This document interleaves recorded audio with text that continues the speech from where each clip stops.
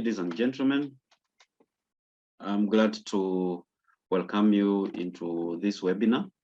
First of all, I would like to apologize for the little delays that we have experienced. I think there was some technical hitches that we experienced at the very last minute after doing all the technical preparations that we needed to do, and everything was running well.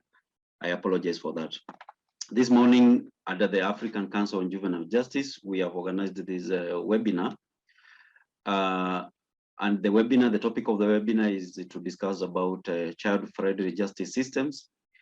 And we are trying to look at the intersection between mental health and juvenile justice system. With us, we are going to have panelists who are going to take us through this session. And one of the big questions we're asking ourselves, we people who are working within the juvenile justice, how well are we prepared? How well, what is it that we go through in and out as we go on doing the usual work of assisting our clients? At times, we think that mental health is just an area that probably does not concern us.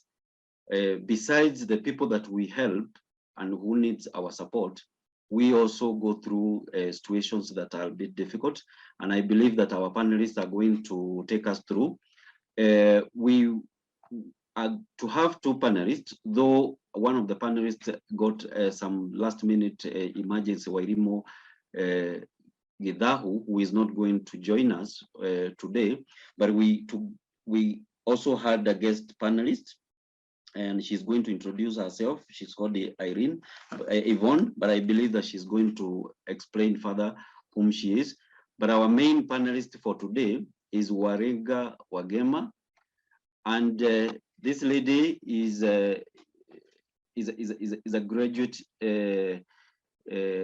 professional in law and public health, and she has over 9 years of experience working in different companies and NGOs, and also working with vulnerable populations. In addition to this work, she is a founder and lead trainer and the CEO of the Center for Mental Health and Wellness in Kenya, and the creator of wellness curriculum for training and capacity building through comprehensive mental and emotional health education. Warenga is unique, has a unique combination of skills and expertise in law, public health, teaching, training, personal life experience, and management that give her valuable edge in developing mental health curriculums and programs. When she is not working or studying, she loves to engage in all things that are related to art, design, creativity, writing, music, listening to podcasts, yoga, reading nonfiction, telling good stories with friends, and having a hearty laugh. And I think, ladies and gentlemen, during this webinar, I feel that we are in safe hands, in the hands of Warenga Wagema, who is now going to take us through this session on mental health and juvenile justice. Warenga, kindly welcome. And before that, probably before you come in, you might also need to bring on board Yvonne Gachaja to introduce herself to the panel, to the participants of this webinar today. Most welcome. Thank you so much, and good morning to everybody. Before I start, seeing as I've already been introduced, I want to give Yvonne the opportunity to introduce herself, and also as I ask for just screen sharing permission as I'm uploading the deck.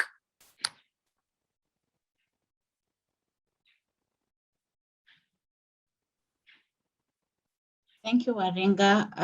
As Washira said, my name is Yvonne Gashanja Gache. I have not heard that name Gashanja in a long time. For a minute, I was like, who is that? Anyway, so my name is Yvonne Gache. I am a counseling psychologist by training, but a critical psychologist by practice.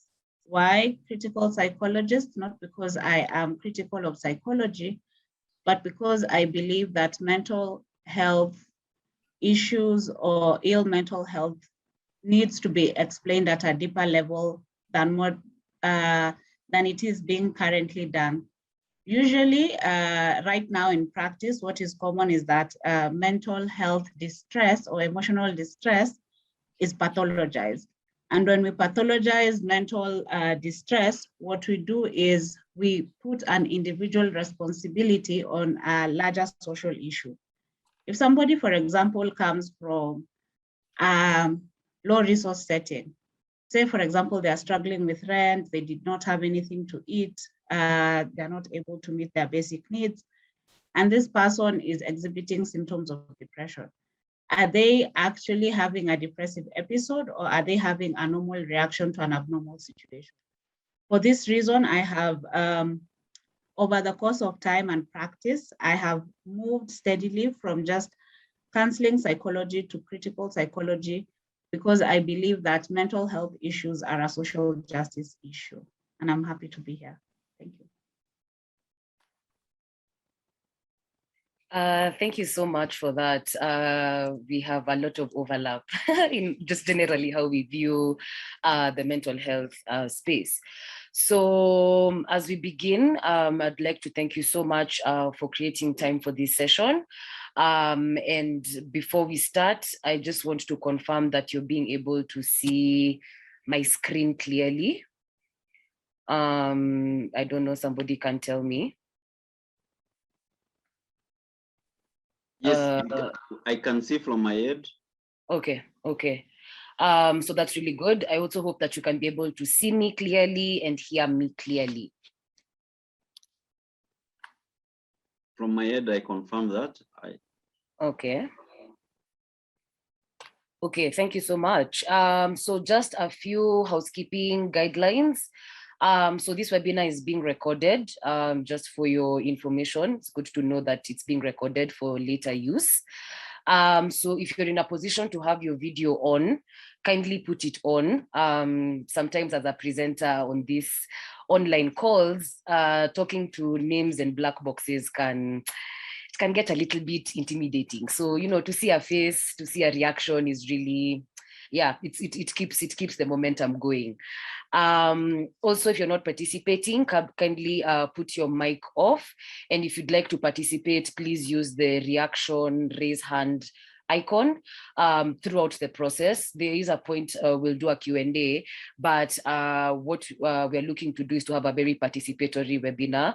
So throughout the process, if you'd like to participate, kindly raise your hand, and also please utilize the chat function as much as possible, because also the thing when it comes to mental health is that it's a conversation and it's an experience. It very rarely happens as a theoretical thing that no, I'm the expert and then you're the recipients. No, we are all experts in this. And so the idea is just to shed light on some of the areas that you may not see. So over here, just to shed light on what you don't know that you don't know, that may be affecting how you're delivering your service. And finally, just relax, enjoy the webinar. It's 10:25 here in Nairobi, bright and early morning. And yeah, just relax, get water, drink tea, drink coffee, eat your breakfast. Yes, relax. That's the point. Sometimes I know that these mental health conversations, people come with a lot of intensity, like I don't know, like so I'm really hoping that by the time we've done, we've laughed, we've shared, and you've learned something. So what to expect throughout for the next 2 hours or so. You're going to learn the different definitions of mental health in terms of just the different terminologies that we use as mental health care workers. And so we will teach you in a very simple and digestible way. Also, we'll teach you how stigma, and just show you how stigma may be affecting your work. So recognizing also just systemic workplace trauma and how that may be affecting your service delivery. We'll also take you through the stages of compassion fatigue and how it affects your capacity to work at your fullest potential. Then we'll talk about emotional intelligence, but here we'll show you how to do it as a practice, because I think all of these topics, I mean, are full webinars on their own, but we'll try as much as possible to do them justice in the time that we have. And finally, I will be teaching you a very practical breathing exercise. 2 hours is a long time to, you know, just be seated. So the nature of our health breaks today will be breathing exercises. The point here, or rather just one breathing exercise, but the point here is by the time you leave that you have a very practical wellness tool in your pocket. So you have a mix of theory, life experience, and then a wellness practice. And so throughout the deck, I will be prompting you. Also, the reason why I need us to breathe is because there's something in psychology known as activation, from the word active, activate.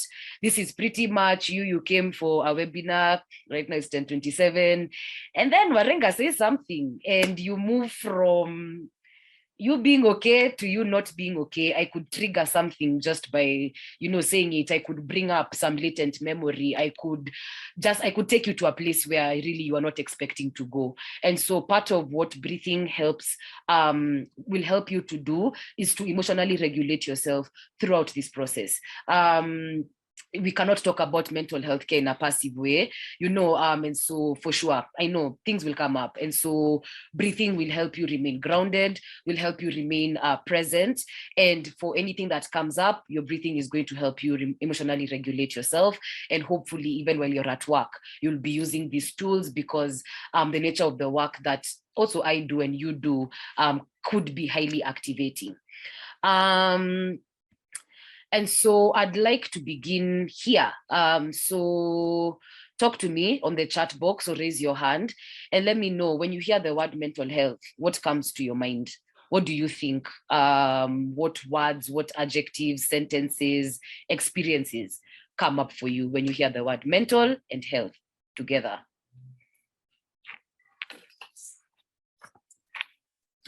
No, this is the moment we begin to participate. So talk to me.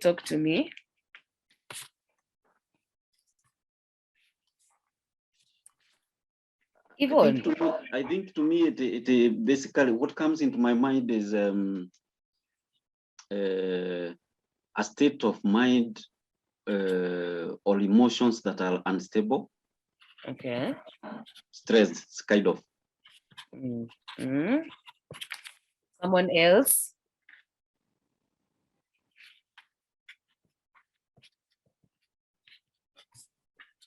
Someone else, just words. Also write on the chat function as well if you don't want to speak. I think I'd like to give it a go. As a layman, when I hear the word mental health, I think of the brain. Yeah. That's really good. Someone else, something else, kindly put a chat. Someone has chatted me. Let's see. Julian is saying mental health is about her well-being. Okay. One more, and then we jump to the definition.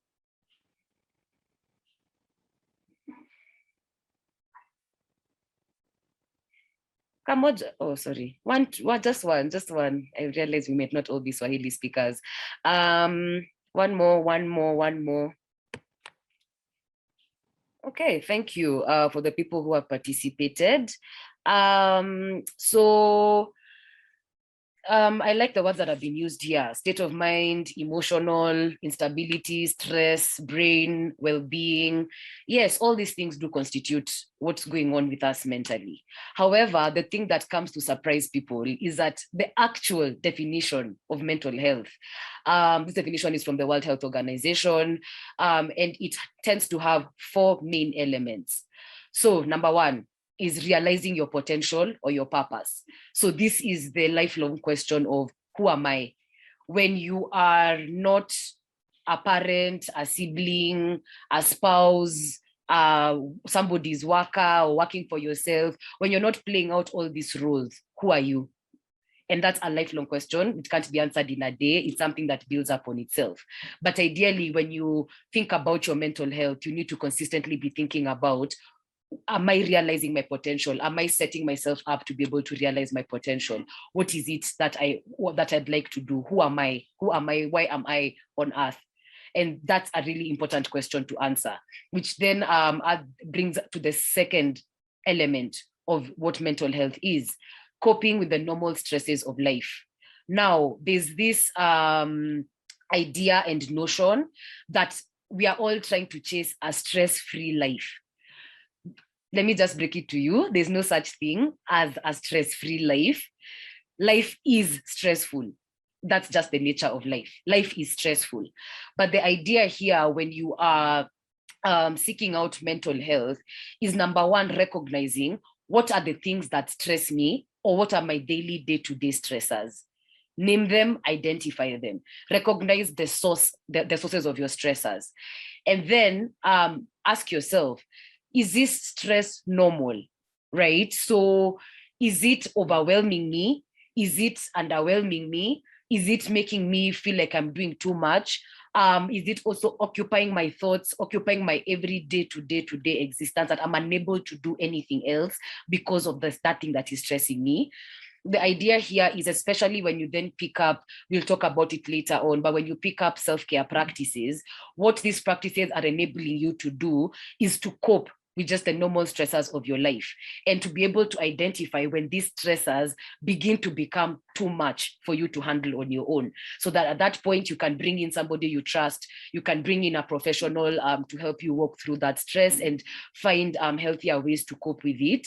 But the idea here also is recognizing your normal stressors and coping with them and managing them. The third thing around mental health is working productively. Now, both of these words, work and productivity, are very, very subjective. There's things we've been told based on the communities that you've grown up in, the schooling systems, your family, what you have observed generally around when people talk about work and then also talk about productivity. This is something that you need to define for yourself. So when you say I'm working, what is work? What is work? And then secondly, when I say that I'm working productively, what is productivity? Right? So if I use an example of myself, for me, working productively it all comes down to the quality, not the quantity. So if I do just one thing today and do it well, right? So if I just, the whole of today, although that's not my reality, but if just today all I did was this webinar and I execute it to a quality that I am happy with, then for me, I'm like, that was work well done, that was productive work. For some people, it could be quantity, the amount that you're pushing out. But remember, this is something that you need to define for yourself and also take responsibility for it. Because a lot of us tend to find ourselves in working situations. When I ask you, how did you find yourself here? Ujui, or sorry, you don't know, or you're doing it for the money, or you're doing it for whatever. So when you're burning out, when you're stressed and you're now burning out, and then I come back and ask you again, is this work productive? You can't really answer that question. And so really, you need to really sit with, what do I think is work? And when I say that I'm working productively, what am I doing? That way, when your work begins to be compromised, you can pick it up quickly and notice and be like, okay, I'm the kind of person who I produce 10 things in a day. Now I'm barely getting to 2. I'm barely doing 1. That needs to indicate to you that there's something that is going on. It's not necessarily indicating a mental illness, but it's giving you a signal that there's something you need to pay attention to. But the only way you can pay attention to it is if first of all, you even know what it is. You first of all defined it for yourself. And finally, contributing to community. A lot of us, again, when we hear the word contribution, money comes to mind. Not necessarily. Money is just one way that you can contribute to your community. So again, ask yourself, first of all, who is my community? What are the different spaces and people that I consider as my communities? And then when I'm talking about contributing to it, what is it that I'm doing? No man is an island. We are all, as human beings, we are social beings, and we are interdependent. We need each other to be able to survive and to keep the human ecosystem. And so if the things that you do all the work that you do for your mental health has to have an element where it comes back to contributing to community. So even though you're doing a self-care practice, by you taking care of yourself, how then do you show up in community? And as a result, you are either a better person, you're adding on to and not taking away or expecting that it's everybody else's problem except yours. And so I'd like just especially just continue to use the chat box. But for me, what I'm interested in is you reflecting back your understanding of what mental health is. I really like to start here because there's a very big conflation. People talk about mental health and mental illness like it's the same thing. And so then a lot of us, once you realize that this is the definition of mental health, then it sets you up to recognize that we are all on a journey of seeking a mentally healthy existence. That it's not the preserve of a few people. It is not that people who are then mentally ill are the ones who are supposed to be taking care of their mental health. No, as long as, again, I like the word Yvonne used, brain. As long as you have a brain, then it has the capacity to be overwhelmed. It has the capacity to get sick, just like any other part of your body. And so remember this. I think if there's one lesson that you need to take away from today, in fact, even we can end the webinar here, is that your mental health, that as long as you do not have to be sick, you do not have to have a mental illness to take care of your mental health, to be interested in who you are, to be interested in what your potential is, to observe and recognize and name what your stressors are, and then subsequently bring in tools to support you in your day-to-day, to work productively and be a contributing member to your family, to your community, to this country and the continent and the world. That you remember every day that the work that you do has ripple effects, even though I personally do not get to interact with your work. By you simply showing up to work, it has ripple effects throughout the globe, because you are an integral part of this universe. As long as you're existing and you're here, the 9+ billion of us, you're a part of this puzzle, you're an important part of this puzzle. And so doing the work that comes when it comes to keeping yourself mentally healthy is really, really important. Yeah. So up until there, maybe with a wave of hands, just reflect back to me what we are understanding before we continue. You can use the chat box, you can raise your hand. Yes. Yes, Patrick. I think your mic is muted. We'll switch it. Thank you. Sorry for that. What has caught my attention is the point where you have driven that one is able to pick the stressors and the sources of that which causes stress to me. That for me stands out because the moment I'm able to pick that, then probably I have a step or one step forward to begin knowing how to cope or how to manage that. Okay, thank you so much for that. Anybody else? Yvonne, I'm interested in your contribution on your thoughts about what mental health is.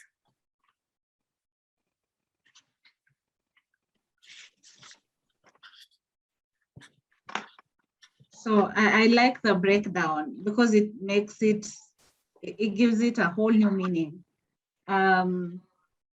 The only thing that I would probably contribute is on the second point, coping with the normal stresses of life, is that stress is not always a bad thing. There's eustress and distress. So if you're having eustress, it's positive stress, it's pushing you forward towards a certain goal. So it's not an entirely bad thing. When, however, you are in distress, then it's now where you need to maybe fall back on your support systems and dig into your coping mechanisms and things like that. But I really like the breakdown, and you really brought it home, even with the practicability of it. So yeah, thank you. Yeah, thank you so much. Thank you so much. So the next slide is on mental illness or mental ill health. So once again, tell me either through the chat function, when you hear the word mental illness, mental ill health, as a general mental health movement, we are moving away from the word mental disorder because it's highly stigmatized, and depending, it could come off as derogatory. So we are using the words mental ill health or mental illness. So when you hear that, what comes to your mind?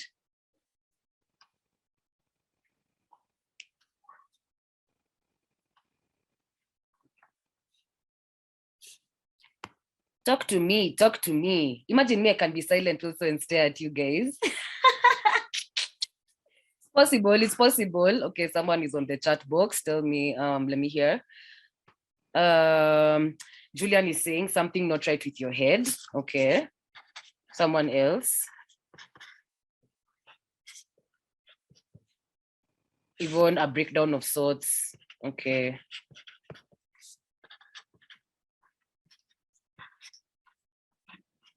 Someone else. Any word, adjective. Jerusha, instability of mind. Okay, thank you so much.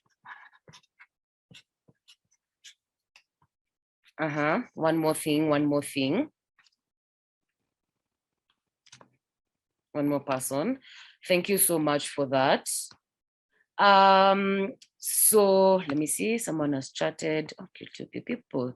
Mary, Proieto, kind of a mental dysfunctionality. Mary, not being able to cope with the normal stresses as you always do. Yes, inability to respond reasonably to situations.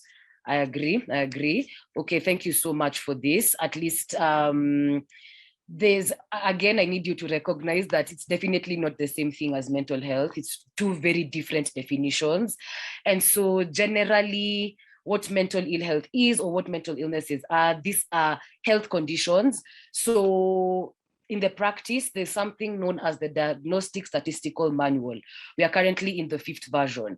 So it breaks down all the different variations of health conditions that involve changes in your emotion, in your thinking, in your behavior, or a combination of these three, right? So for purposes of this webinar, we won't go too deeply into the DSM, but the idea here is, again, that you cannot diagnose yourself. You know, I recognize Dr. Google may be an effective doctor, but by the time you come to the conclusion that you have a mental illness, you need to have seen a doctor. In the mental health world, they're known as psychiatrists, right? The process of also seeing them is at first you need to meet Yvonne, who's a psychologist. You talk, depending on the level of severity, because there are some people who medical intervention is required first and then talk therapy. But depending on just where you're at, first of all, you meet a psychologist. You have a few sessions, 2 or 3 sessions. The psychologist then will help you determine, do you then need to go see a psychiatrist? And then they refer you with also a proper now breakdown of your history of what has been coming up in the sessions and why they think that it's necessary for you to also be on medication as you're continuing with talk therapy, right? So that's just a fun fact, if you could put it like that, because very many people don't know that. And so again, mental ill health will show up. Remember, this has to be a raised level of awareness. So first of all, who am I? Realizing your potential. What are my stressors? When I'm working productively, what does that mean for me? And when I'm contributing to community, what does that mean? Now, you'll be able to start to tell. If, for example, if you look at the graphic here on the left, you're having trouble concentrating, your anger, you're unable to regulate your anger, you spark really quickly or you withdraw when you feel angry. Feeling paranoid. Paranoia here, again, is not necessarily a bad thing. It's just your perception of what is going on. is in terms of the relative reality, right? So again, you see also reality is very subjective depending, but sometimes like if you're feeling paranoid, if you're feeling like you're not really trusting yourself all the way, feeling extremities in mood changes, and your mood is swaying a lot, suicidal thinking or suicidal ideation. Again, here, suicide exists as a spectrum. There are stages to it. It actually does build up. A lot of us tend to see it in the last two stages of either attempt of suicide or now you've actually died by suicide. But there are three other stages that come before that. And that the thinking, the ideating, the wishing that you are not here, wishing you don't wake up, even sometimes just wishing the world ends, just so that life just ends also. Feeling excessive fear and worry. So worries and fears are also normal, really, as part of adaptation and survival. Fear is a thing that keeps us alive. But Juvenile, I'll read your chart. But when it becomes excessive here meaning that it's taking over your capacity to work, to be a family member, to be productive, like you're just always worried, paralyzed by fear, you're unable to make any moves because you're just so afraid, then that needs to raise an alarm. Again, your inability to cope with stress or stressors, here feeling like it's just everything is too much. You're overwhelmed by just pretty much the things that stress you in your life. And then excessive use of alcohol or drugs, so a dependency there to manage yourself. Again, there's such a high stigma attached to alcohol and drugs, but when you again look at it from the point of a coping mechanism, it may be a maladaptive coping mechanism, but this person is trying to cope anyway, right? So as opposed to chastising people who are addicted, we need to ask ourselves, what could this person be trying to cope from? Humanize it, as opposed to pushing people in a corner called you're a drug addict and somehow you're lesser than the rest of us in society. The idea is to ask, what is this person trying to cope from? What are their stressors? And whatever drugs and substances, and even here sometimes we forget behavior as and actually societally accepted behavior could become addictive. So here we're talking about things like food, exercise, sex, gambling, video gaming, your phone, social media. So these are behaviors that in the larger scheme of things really are societally accepted behaviors. But are you using this behavior to cope? Are you dependent on it? Do you feel like if I don't do this thing, then my whole world is going to fall apart? And so that's part of when you're then looking at yourself in terms of then the symptoms. And that's why I'm saying you cannot diagnose yourself, because a lot of the times we will see all these symptoms, then we'll go on Google or we'll read a caption or a post on social media and it says this is anxiety. Then you attach an identity of yourself. You're like, I'm an anxious person. But then what I've noticed is that especially you're not making any further move to get yourself to a place of wellness. And so tafadhali, by the time we are done here, there's a reason why the professionals exist. So I agree that sometimes it may not be accessible or so visible. That one is, as a profession, we will continue to, visibilize ourselves. But the idea here is before you come to a conclusion that you have any mental illness, if you need to be in front of a doctor. The same thing with physical health. By the time you come to any conclusion that your body is physically ailing, yes, sometimes we can, pick it up and be like, okay, this is whatever, I have a cold, I can do a home remedy, or I'm feeling pain here. You can listen to yourself a little bit, but a lot of the times, by the time you then come to a conclusion, your stomach could be paining, but by the time you've come to a conclusion that you have ulcers or irritable bowel syndrome or any other type of disease that Google is telling you have, or heck, even cancer, because you see, so Google is extreme. Because what it uses, again, remember, this is an algorithm, this is tech. It's learning based on what people are asking it, right? So it's not it's not objective. Again, Google is not sitting with you, observing your body language, checking your temperature, taking out your blood.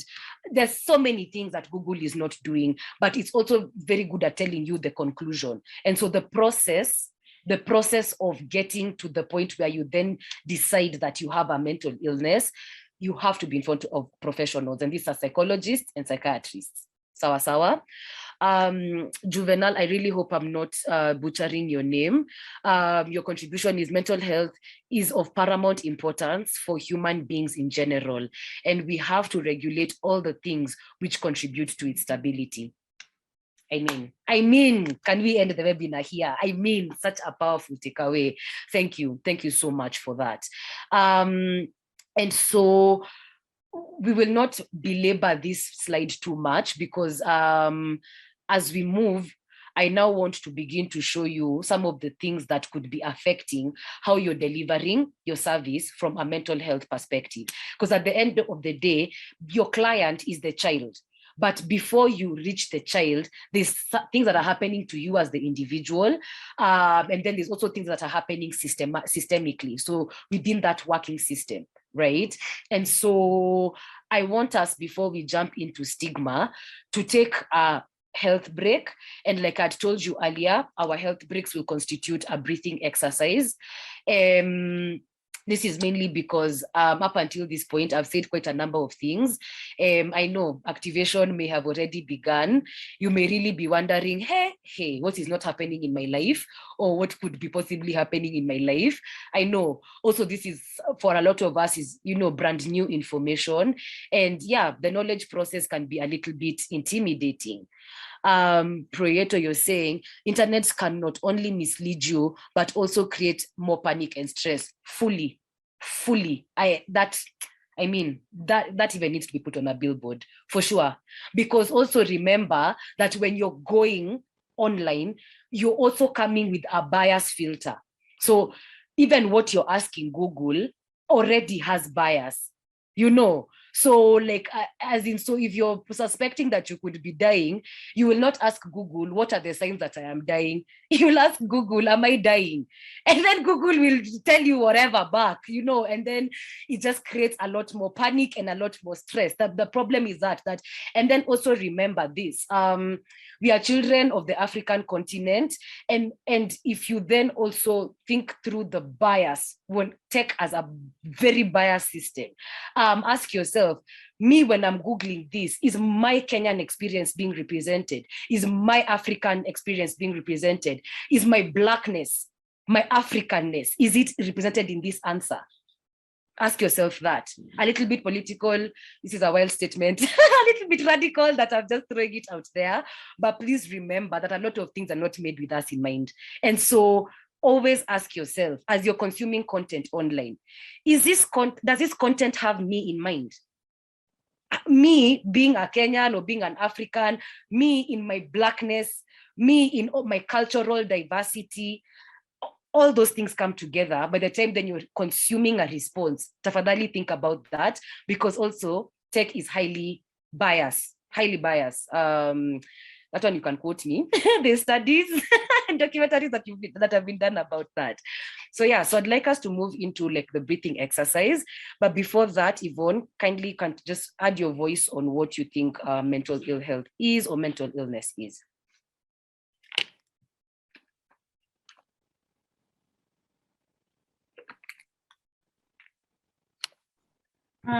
Listening to somebody else who has beliefs like mine is rather refreshing and comforting that I am not alone.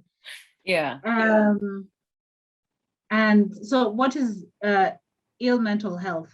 Like you said, according to the DSM, it's all those things. But what I find that like the DSM doesn't put in place is like you said, is even the DSM culturally representative of us?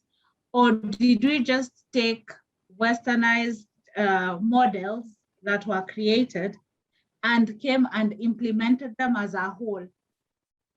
Just copy pasted the entire thing and brought it to Africa. And we did not contextualize. We did not even ask about language. We did not look at our cultural practices. So in so doing, you'll find that in just adapting what is purely done in the West and just the Western biomedical model of mental health, you find that a lot of things are overlooked. Some of even our strengths are looked upon as weaknesses. remember, psychiatry has not really been fair, because there's a time that when a slave wanted, I forget the term, but Anwarinka, if you know, you can remind me, there was a mental illness classified for slaves who wanted to run away. Like runaway slaves were declared mentally ill. So in that way, you can see how psychiatry and psychiatric diagnosis, and especially the biomedical model, can then be used as a tool of oppression. Not to get into the radicalness that I see Waringa and I can get into, but just to say that it is important to notice when you feel that you're overwhelmed. One of the ways to actually know that you are starting to, like, imagine your life on a continuum, on a scale of 1 to 10. 10 being where you're most distressed, and 1 being where you're at your best. When you start to feel like you're dipping towards even the 6 or the 7s,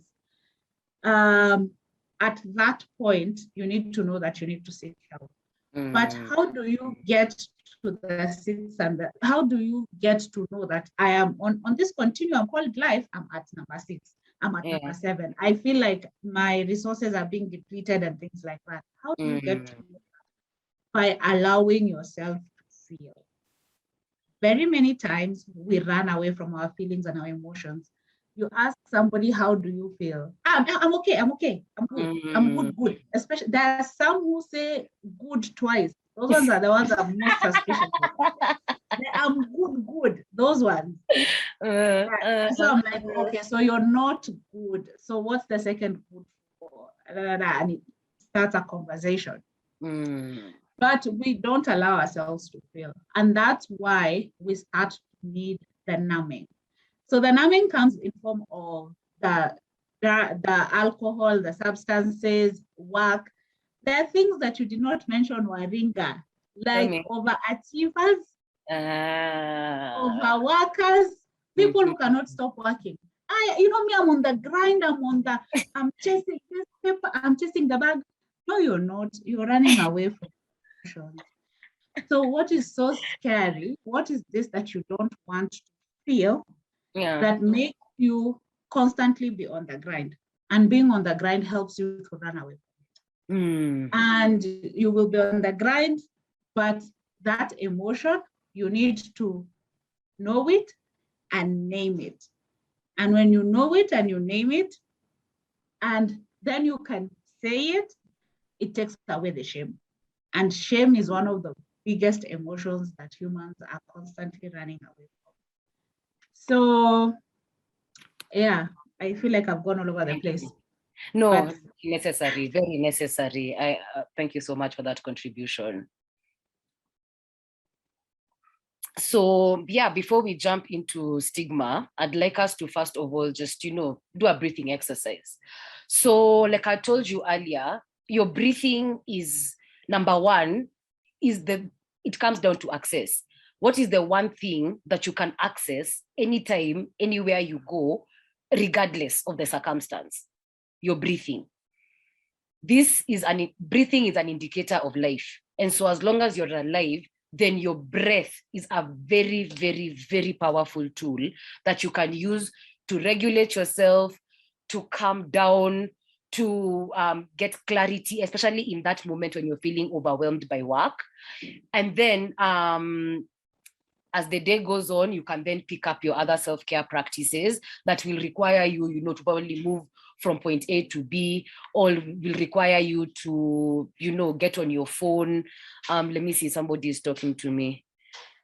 Oh, Nemo is here. Yes. Thank you, Nemo. We're happy that you're here. Juvenile, thank you, Waringa and Yvonne, for your insights and inputs on mental health. It's really instructive and clear. Thank you so much for that affirmation, Asante. I really appreciate it. So I just want to at least give you a little bit of the theory before we get into the practice. So a lot of us, if you go back to the days of the early man, we were hunters and gatherers. And so that meant that at any given moment, you literally have to go out to the wilderness and look for your food, right? And so when you're either running after something or being chased by something, an animal or a creature for this matter, we would not know. We are not hunting and gathering. We would only imagine and pick up from the stories that have been given to us by our ancestors.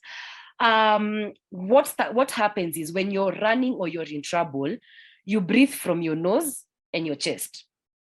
Yeah. And that sends a direct signal to your brain that you're in trouble. And so you're apprehensive. So a lot of us, even though we are not in the days of the early man and hunting and gathering, our world does still have that same structure. So probably we are hunting and gathering jobs. We are trying to hunt and gather relationships. We are trying to keep up with just technological advancements and all the things that it's doing to our lives. We are currently in a pandemic. So many things are happening. And so literally we forget to breathe. And so we are nasally breathing a lot from our nose only. And if you're gonna breathe maybe a little bit deeper, it's going into your chest. However, a breath that then constitutes relaxing and calming down is an abdominal breath.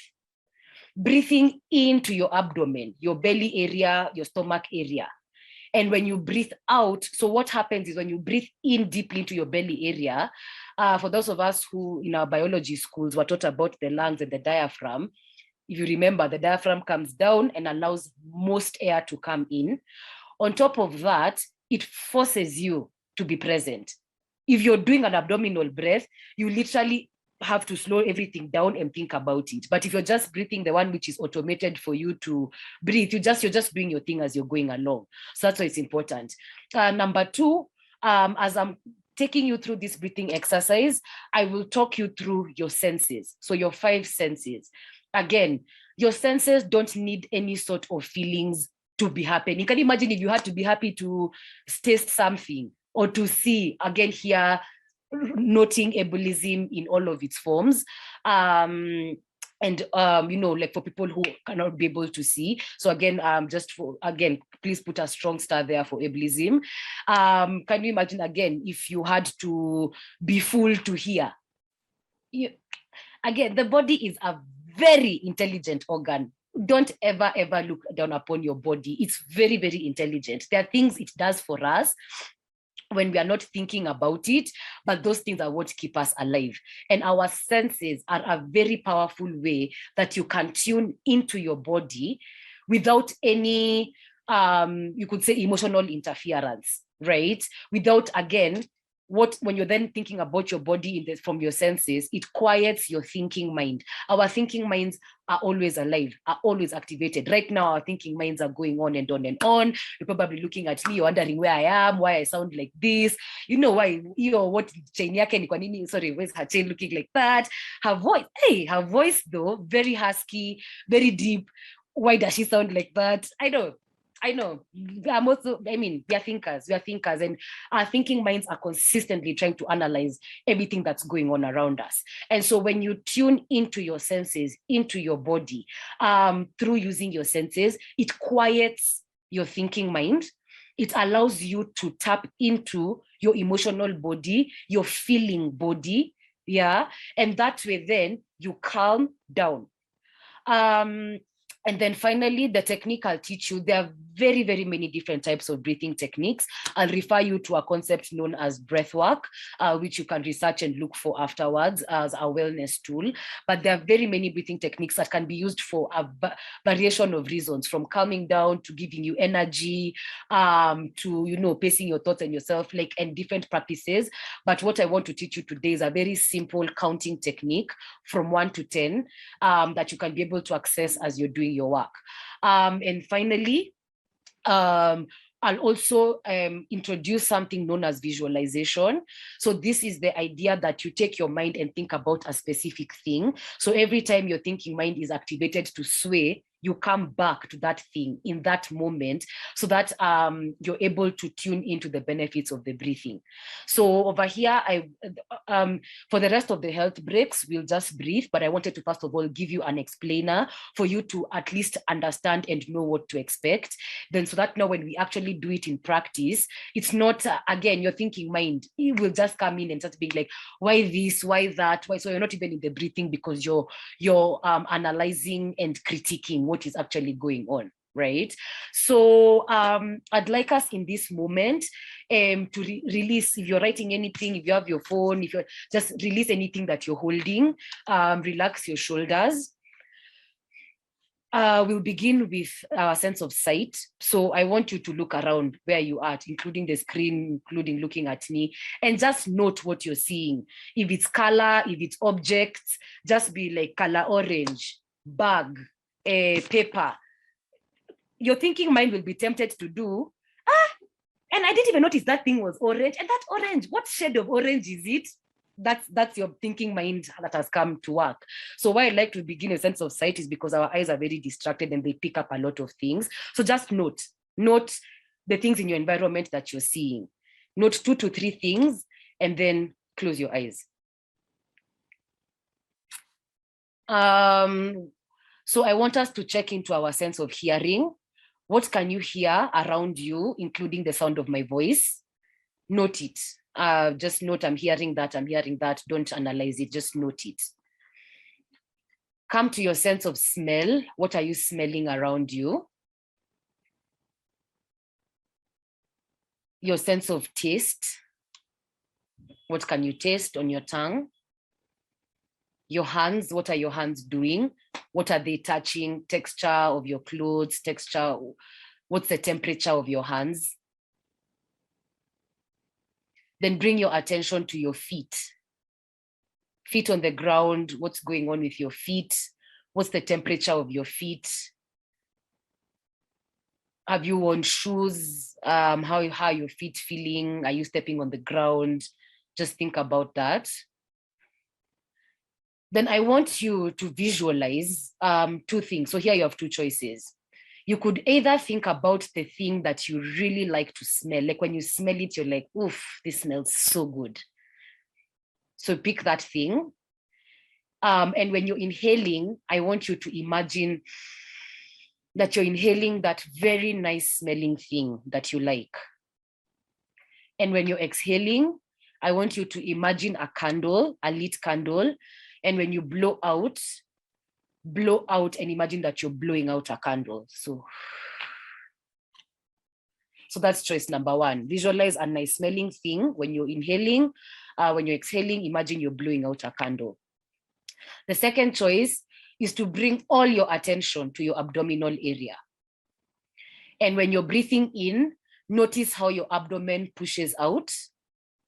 And when you're breathing out, notice how your abdomen contracts, moves inside. It's almost like your belly button is trying to touch your spine.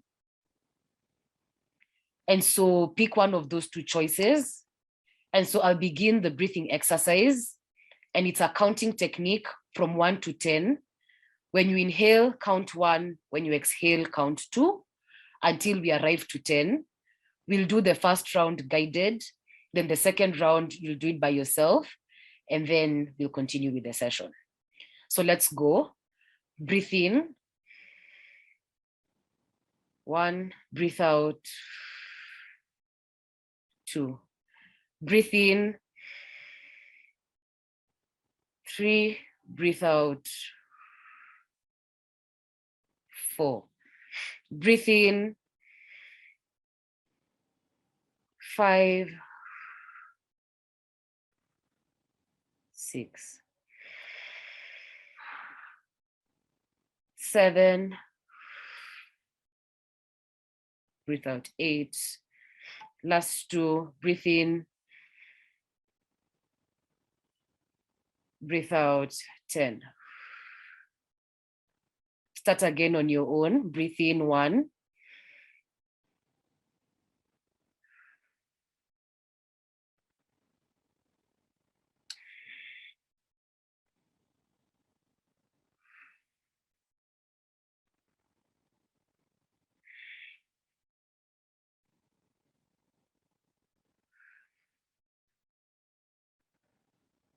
2 more breaths.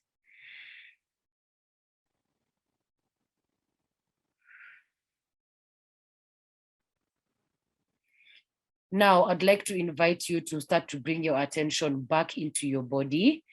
Begin with your feet on the ground. How are they feeling? What's their temperature? Think about your hands. Where are your hands placed? Come to your sense of taste. What are you tasting on your tongue? Sense of smell. What are you hearing? And then finally, open your eyes. What can you see? Ooh, thank you for participating in that. You can tell me in the chat box, how are you feeling? Personally, I'm feeling calmer. Thank you. I can even sense from just the Nini, there's just a, I don't know, there's a sense of relaxation. So just tell me how you're feeling as we continue with the session. So I'd like to, sorry, let me just move this. Let me see, someone is chatting me. Agnes, lost audio, not able to follow the exercise, kindly guide. Yes, we'll do it again. Agnes, don't worry. This is how we are taking our health breaks today. So we'll do it again and I'll guide you in the second round. Thank you. So yeah, you can just let me know how you're feeling up until this point. And so let's check into the next concept, which is stigma. So let's see, someone on the chat, Prieto was amazing. Yes, feeling so relaxed. That was amazing. Starting to feel sleepy. Effective breath work. You feel so relaxed and calm down. You want to sleep. So this is a tool that I would really encourage you to take with you after this session, and just like will recognize you can do it internally. Nobody needs to know. So you're just you and your breathing exercise. But the idea is to just help you calm down, to relax, take a step back from everything that is going on. So when it comes to stigma, the work that we do has a double-edged stigma. So one, you're working in the juvenile justice system. And how, I can't really speak to the rest of Africa, but I would, infer, but from Kenya, if you're in the crossfires or in conflict with the law, there's just a stigma that is attached to you. You are viewed as somebody who is not you're not in line with society, and people almost have a disdain towards you. And then you're a person who's working in that system. So how do people perceive you based on you working in the juvenile justice system? And then now on top of that, the second level of stigma comes in, where as workers who work in spaces that require very high levels of care, and just, of course, our mental health care is drained. Washira is saying, sorry, I felt some relaxation on my shoulders, sensed some little soothing somewhere on my shoulders. Brilliant. We hold on to a lot of tension in our shoulders and our back, our hips. So yes, effective. Julian at Agnes will share the exercise with you after the session. For sure, we definitely will.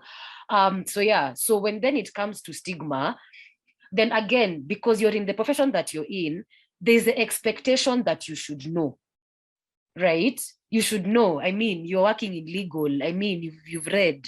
I mean, so you should know. So a lot of us do shy away from actually opening up and saying, by the way, this work that I do is intensely heavy. By the way, this work that I do is burning me out. There's an expectation from everybody that, I mean, you're in the legal service. Aren't you not top tier? Aren't you not pedestalized in your communities? Like, you should know. We expect that you should know. And so what stigma starts to do is that, number one, Yvonne had mentioned it earlier, where shame is an emotion that we carry so heavily. Sometimes it's invisible. We're unable to see, the shame.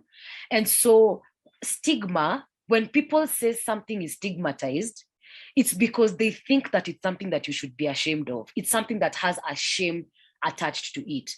And so even as mental health care workers, you'll find that you may not necessarily seek our professional help, because what you tell yourself is, if anybody knows that I'm seeking out Yvonne's services, if anybody knows I'm seeking out Warenga's services or Nimo's services, what will they say about me? And so shame tends to propel a lot of how we interact with mental health care, how we admit to ourselves that, by the way, I think that I'm burning out. By the way, I think that we'll introduce a concept known as compassion fatigue. I don't think I'm okay. I'll still love my work, but I'm needing time out. I'm needing a break. I'm needing probably to do something else and come back to it. And so stigma falls in several categories, as you can see in this slide. So people who are stigmatized, so anticipated stigma is what I've just talked about, where because of your profession, people are already perceive you a certain way. Internalized stigma is the thing you tell yourself about yourself because of the profession that you're in. Yeah, so what is that internalized messaging that you have about yourself? Experienced stigma is now discrimination as a result of the work that you do. So either people don't come around you, people don't hang out with you, people don't talk about what you do loudly, even you yourself, depending on where you're at, you'd rather not people know what you do, right? So that's experienced stigma. A lot of sources of this stigma are community over here now, just, the legal environment, structures and systems around how we work. And so that's now, is your system supporting you, or is it increasing to the stigma? And then different laws and policies, country laws, but also organizational policies that could keep you in a state of being stigmatized. And a lot of the times, the sources of stigma, what they are doing is enacting that stigma. So you feel discriminated because, yeah. Now, how we move away from negative attitudes and prejudice is pretty much through what we are doing today, an information or an education session. So remember that mental health is a skill. Learning how to take care of your mental health, learning how to manage yourself, picking up self-care practices, it's a skill. The same way, like when you realize that probably you have too much month at the end of your money, and when you think about yourself, you're just like, hey, I really don't know how to budget. What do you then go and do? You go pick up, either you read or you join a course that teaches you money management. Right? I'll speak here for the Kenyan education system. There are things that were just left out of the system altogether: mental health education, sex education, and financial education. And then once you're an adult, you start to realize that, wait, I was in a maths class, but nobody taught me how to budget. I was in a biology and a science class, but nobody taught me about my brain. Nobody taught me about it. So it's not that I was not there. It's not that I did not receive this education. It's just that the education was not geared towards your lived reality, which is now, after you're done with the schooling system, when you're living real life, how does maths, A plus B plus C equals Z, how does that then translate into my lived reality? And so again, if any of you in the education system, I'm a big champion for this, for education systems to begin to adapt to our lived realities, so that it sets you up for success as an adult, as a functioning adult, right? So again, you can, part of how you can destigmatize the process is, having contact with people who are actually affected so that you can see their lived realities. For you, it's with children. So imagine if, sat down and had the patience to ask this child about their life story. Put yourself in their shoes and imagine what it would look like for them to arrive in the juvenile justice system. What happened to them before they arrived here? And then think about yourself, because at the end of the day, you may be an adult, but you're somebody's child. You're somebody's child, even the child of the community, you're our child. And so think about yourself and wonder, wow, I wonder if these things happened to me, what would I do? Empathy, right? And then also being a change agent. This pretty much means that you recognize that because of the stigma that in the workplace that I exist in, then there's something I can do from me as an individual before we check into the structure and the systemic problems. What can I do as an individual to change and shift how I treat children, to change and shift the services to being child-friendly? What can I do in my own individual capacity? Right? And then again, if you have access to people who are opinion leaders, like I've just said, in the education system, in the health system, in the legal system, implore them to begin to look at how stigma is affecting the industry, and then put in things that can be able to support us as we continue to do our work, right? Again, here, especially when it's for you who's stigmatized individually, counseling is an absolutely beautiful tool that you can use. What Nimo and Yvonne do as their day-to-day work, go for counseling, go for therapy. It works. I can tell you, it works. Again, skills building. What we are doing here today is another example of you building your skill set on mental health, your skill set on wellness.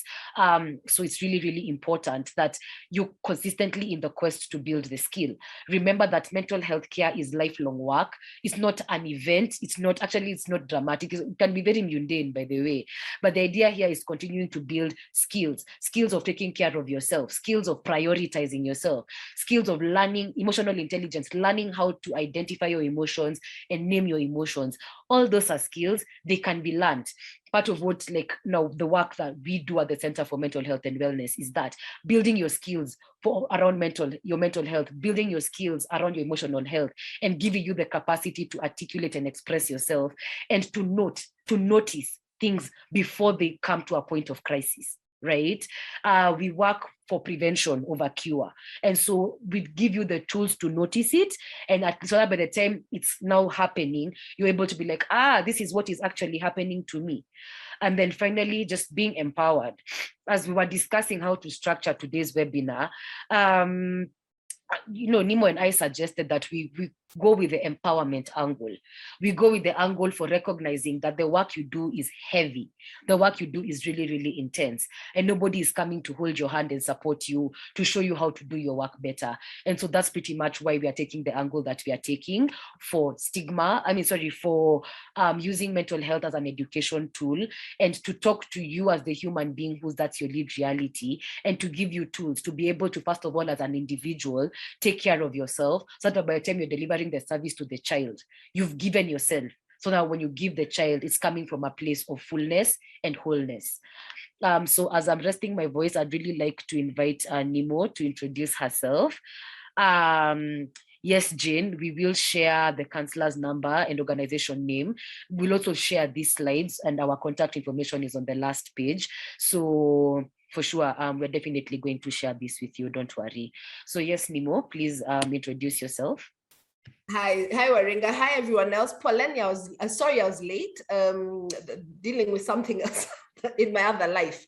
So I'm glad to be here. Waringa, if you can help me with the slides, if you can continue with your slide, if you can put it onto the next one, onto the trauma. Okay. I was actually planning a very interactive session, but I came on and found everyone's camera is off. So I've very quickly changed my mind to I shall just drone on, and I hope you don't fall asleep, especially after Waringa's breathing exercises. So, and I must say, Waringa, when you're saying inhale and think about, kind of what the smells are, my dog is here and he had just at that point farted. So I was smiling quietly by myself thinking, I don't think this is what is meant to be happening. But as sorry. So, Paula, so trauma. What is trauma? It is said that about 59% of people have suffered some sort of trauma, if not more. There are different types of trauma. There's acute, and as it says this is a result from a single stressful or dangerous event. And an example of that would be a car accident. Maybe you are the violent robbery, you are on the receiving end of a violent robbery. So stuff like that. So a one-off thing that has really shaken you to your core. Then we've got what is known as chronic trauma. This results from repeated and prolonged exposure to highly stressful events. So we're talking about things like domestic abuse. We're talking about things like child abuse. We're also talking about things like bullying. And this could be bullying in school, in the workplace, it could be bullying anywhere. It's especially with bullying, you know, if I talk about something that's known as a negative core belief. So for example, as a child, you've constantly been bullied, whether by parents or your carers. You know, you're constantly being told you're stupid, you're constantly being told, you know, you're worthless. You develop rules and assumptions to guard yourself from these opinions. And I'll call them opinions because most of the time they're not truths.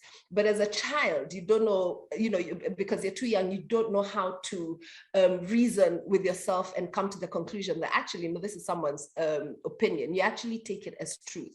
So you develop what's known as a negative core belief. And the negative core belief then is, you know, for someone who's been called stupid all their life, they start actually believing they're stupid. So what they then do is develop a system for themselves where they say, you know, to hide this stupidity, I must do everything perfectly. Now, I'm here to tell you there's nothing, perfect is a word we use, but there's nothing like perfect. My perfect is not your perfect. There's nothing like perfection. We all have different standards of perfection. Plus also trying to chase perfection can be a very difficult thing. So the reason I'm saying this is, imagine, especially the those of you who work, you know, in the juvenile systems, in the prisons with young people, imagine a child like this coming to you. They've already got this negative belief, core belief, that they're dealing with, and come to this place where they then hear maybe someone saying the same thing to them. What will their behavior be? Will it be positive or will it be unhelpful? Which then in turn, if you've got, you know, you've suffered the same kind of thing, you might then start, your behavior might also be negative towards this child because you've got this thing that you haven't dealt with. We then move on to the complex trauma, and complex trauma is a result from exposure to multiple traumatic events. So think about ongoing physical and emotional abuse, things like chronic neglect, abandonment. Medical trauma can also be included in here. Torture, things like being held captive, children taking on adult roles. And by this, I mean, you know, there are many instances, and it could be due to a variety of factors, where a 9-year-old has probably been left at home with their siblings, and they're the ones who are to look after that sibling. Of course, this is not healthy. They're the ones who are having to do the cooking. They're the ones who are having to, and it comes to the point where they're also having to do the discipline, whatever discipline looks like in that home. So these kind of things can develop, you know, thing that's known as complex trauma. We then have what is known as vicarious trauma. Now, this is an indirect exposure to a traumatic event through first-hand account or narrative of an event. So think about things like symptoms will include things like bystander guilt, shame. So people who've been, say, in an accident where maybe they were the ones driving, everyone else maybe in the car has passed on, and they're the only ones who did not. These kind of things, you know, kind of like survivor's guilt. That would be called survivor's guilt. So these kind of things can really, really affect someone's mental health. And if you're not aware enough to catch it, can then come out in very unhelpful behavior. So like Waringa had mentioned before, being very mindful, being very aware of where you are as a person. And one of the things, like Waringa said, is bringing back, we always have our breath. Unless we're dead, we will always be breathing. One of the things I say to myself is my breath is my anchor. So anytime I need to come back to my breath, I need to remember that this is the thing that's going to calm me down, like Waringa was saying, or it can heat me up. So different types of breathing do different types of things. When you're angry and you're hyperventilating, the more you hyperventilate, the angrier you become. So the opposite effect would be, okay, I'm starting to feel this anger, and knowing your body. So I know when I start getting angry, my heart starts racing. I get this kabuzz in my head. So then I know I need to come back to my breath. I need to calm down. So it's really important to know, you know, how your body behaves, how you behave in different circumstances. What is it I feel when I'm feeling sad? What is, and being very aware the difference between anxiety, the difference between sadness, the difference between anger, because sometimes these things can actually look alike, and being able to tell the difference between them will help you better deal with whatever the situation is. Now we then move on to what's known as post-traumatic stress. Experience, you know, kind of examples of where post-traumatic stress can arise from. Things like domestic or dating violence. So you're in a relationship where you're constantly walking on eggshells. You don't know what is going to happen when the person comes in. And I'm talking about both men and women. I think we tend to forget that women can also be quite violent towards their partners. But this also happens, and it's even worse, I think, for men, because there is, again, we go back to the word stigma that is attached to it. So it's embarrassing to seek help. You know, you go and talk to your boys. Where is that? Your woman is sitting on you. You're under the thumb. So they find, you know, men will find it a bit harder. But it is so important to be aware of these things, so then you're able to deal with them. And so we go back to the being aware of your body, being very mindful of how you operate, of your thoughts, of your feelings, of your behavior, being very mindful of them. Warenga, if you can go on to the next slide, tafadhali. Can you see it? Yes, workplace trauma symptoms. So here we've got the workplace trauma symptoms, which are things to be very aware of, and this kind of symptoms you'll be feeling. So for example, the physical reactions include things like fatigue, frequent headaches that you're not, you know, you've drank enough water during the day, and there's still this headache kind of somewhere bothering you, or dizziness that can't be explained. Sometimes these things can manifest in aches and pains. And when you think back, you're thinking, well, I haven't knocked myself, I didn't fall down, but where is this pain coming from? Appetite changes, not having an appetite or eating a lot, which is known as comfort eating. These are the things to kind of keep an eye out for. You've also got emotional reactions, which are part of the symptoms. So just being irritable. So, you know, whereas normally someone would come and, you know, say good morning to you, and you'd be quite happy to say good morning back. But on this particular, you know, of late, you snap back a very irritated good morning, or angry outbursts where you're wondering, you know, where has that come from? Why did I react in that way? Normally, I wouldn't have reacted that way, but why is it I'm just so angry all of a sudden? Feeling anxiety, feeling helpless, being moody, whereas normally you're not a moody person, and frustration from everything, frustration of your job, frustration at home, frustration, just feeling frustration and not being able to try and to know where this, you know, this frustration has come from. You've also got the negative effects on thoughts. So not being able to concentrate on a task, confusion. Have I done it?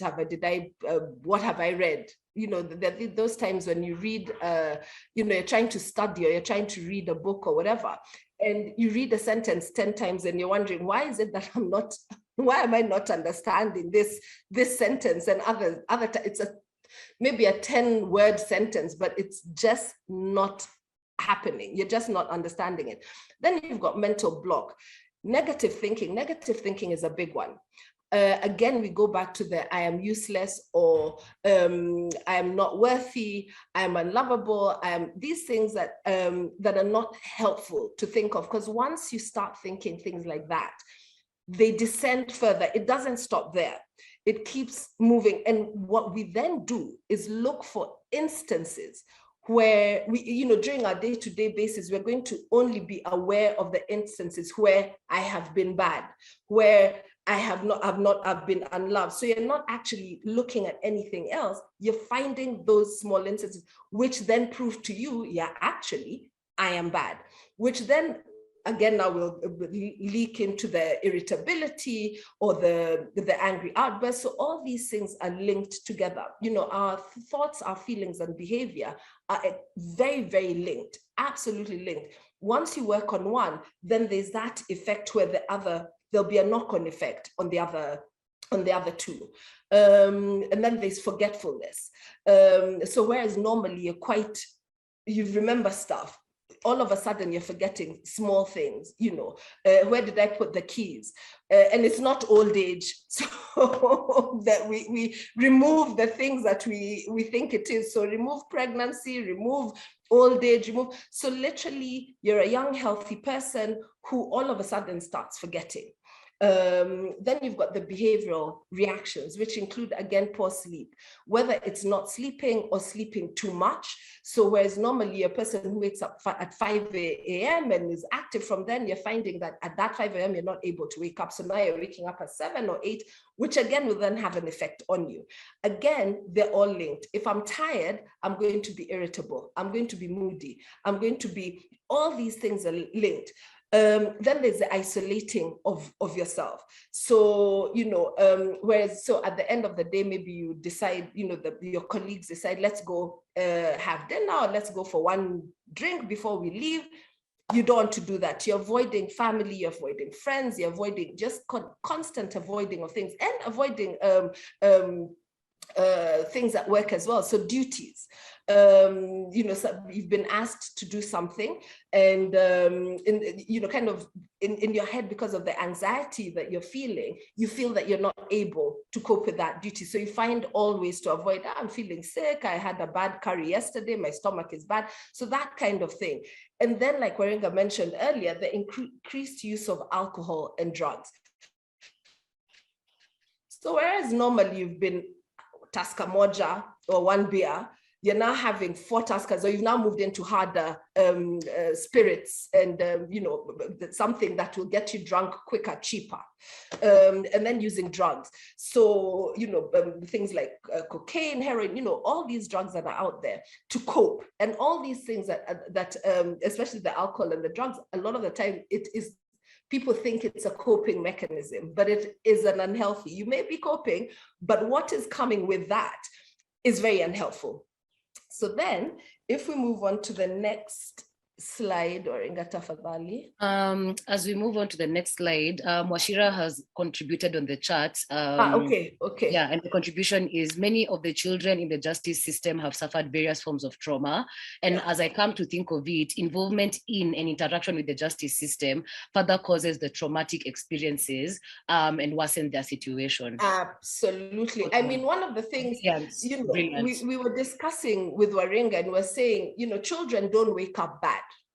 It's not one day they wake up and they decide, from here today, I'm going to steal, or I'm going to be a bully, or that's not how it happens. It's a process. And like I'm saying, it could be a process where they're hearing negative things constantly. They're being neglected at home. They're not getting praise. They're not being, there's no affection. There's no, you know, a child like that will learn, and will learn from a child's point of view, and not thinking like an adult, how to handle that kind of thing. And then they land into the justice system. So they've got these behavioral issues where if one is not aware of them, they're labeled bad, or they're labeled evil, or they're labeled, they've got demons in them, or whatever labels that are being put on them, without actually asking oneself, why is this child behaving in this way? Why is this child reacting in this way? There's always a cause. There's always a cause.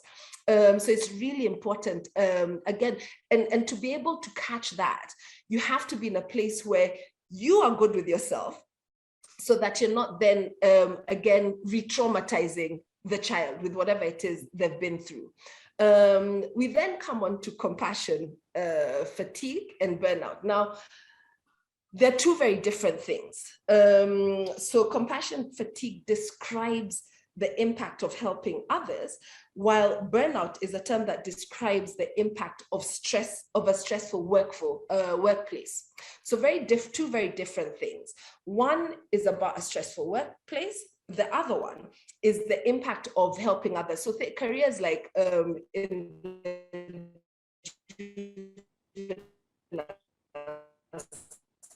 Sorry. Hello? Hey, Nemo, is it just me? Your sound is affected. Hello? Yes, Nemo's audio is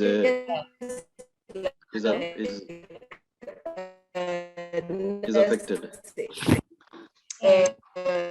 Care homes, that kind of thing is where you find things like, sorry, yeah? Anyway, your audio was affected. So, there can you hear me now? Yes. Hear me now? Yes. Sorry, you can, okay, so Paul, I'm not sure where it stopped working or where it started bringing issues, but I'll just continue and read what's on the slide. So on here it says, the compassion fatigue is the emotional residue or strain of exposure to working with those suffering from consequences of traumatic events.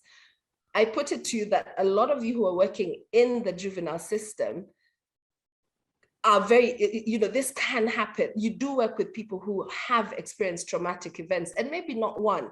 It could be continuous. Think about what we spoke about, the trauma, what types of trauma there is. So then there's the danger of compassion fatigue happening. This is where, again, the looking after yourself comes in. This is where, again, the breathing. Where am I today? Being very mindful of, okay, so where am I at this point in the day? Has my mood changed? Am I feeling, has something happened that has made me feel angry? Has something happened? But being very aware of where you are in yourself.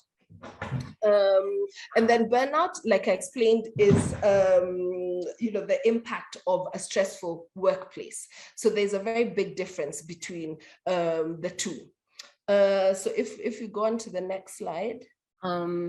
I think the next slide is on compassion fatigue, but before that, I'd like us to take a health break to just digest that. Okay. Also, as I'm reading out Mutiso's comment on the chat, also, hi Mutiso, we have worked in other sectors. We've intersected in other areas. So good morning. Good morning to you, Mutiso.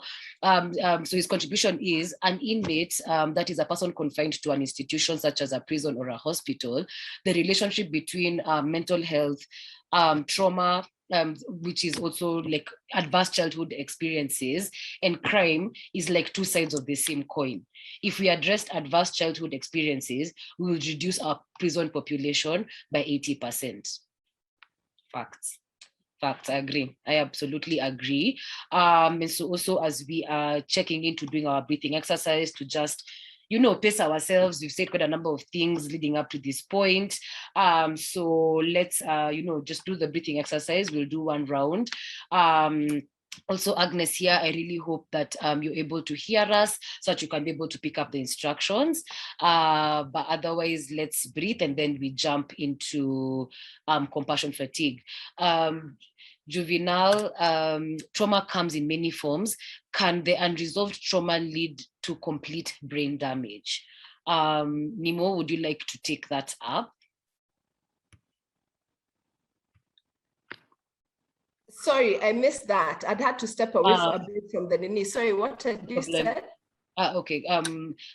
So there's a question that is being asked. Trauma comes in many forms. Yeah. Can the unresolved trauma lead to complete brain damage? To brain damage, really? And brain damage in what way? So like a stroke, or what do you mean by what brain damage in what way? Juvenile, kindly elaborate for us so that we are able to answer your question comprehensively. Like, what do you mean by brain damage, or just complete brain damage? But for sure, I can add and say unresolved trauma has serious effects everywhere. So in your personal life, your family life, community, your work life, and it actually dictates how you behave. So the point is to bring it to your awareness, to bring it to your consciousness.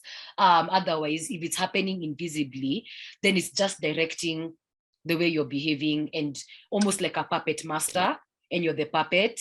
And so when you're going to therapy, when you're going to counseling, when you're building your emotional intelligence skills, your mental health skills, ideally what you're trying to do is not only bring that trauma to your consciousness, but also have skills to support you as you process it.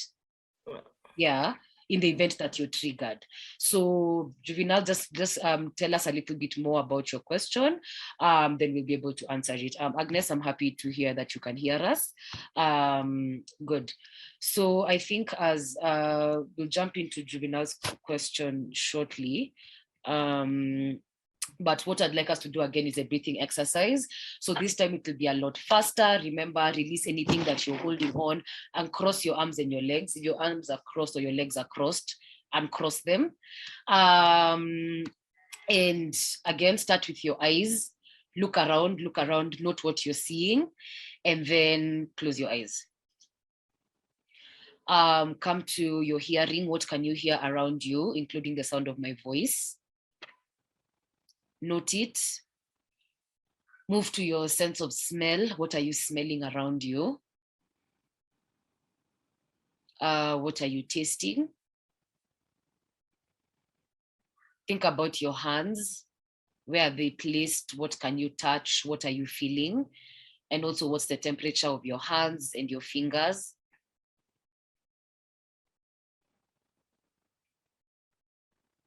Bring your attention to your feet on the ground. How are your feet feeling? What's the temperature of your feet? If you've worn shoes, how are you feeling?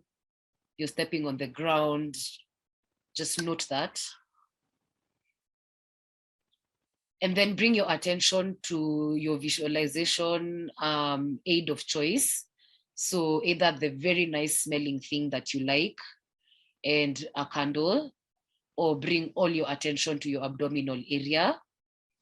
Note that as you inhale, your abdominal area pushes out.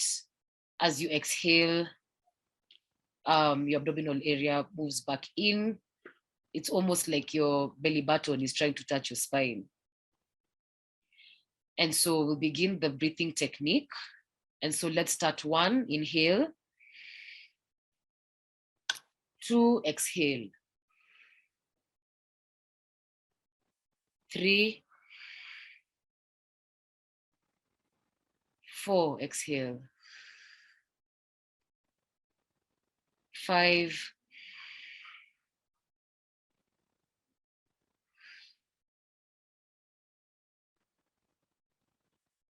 inhale.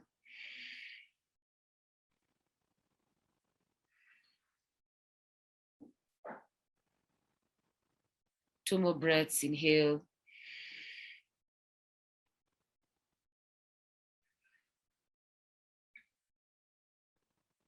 Exhale 10. Next round, do it alone. Inhale, start from 1 again.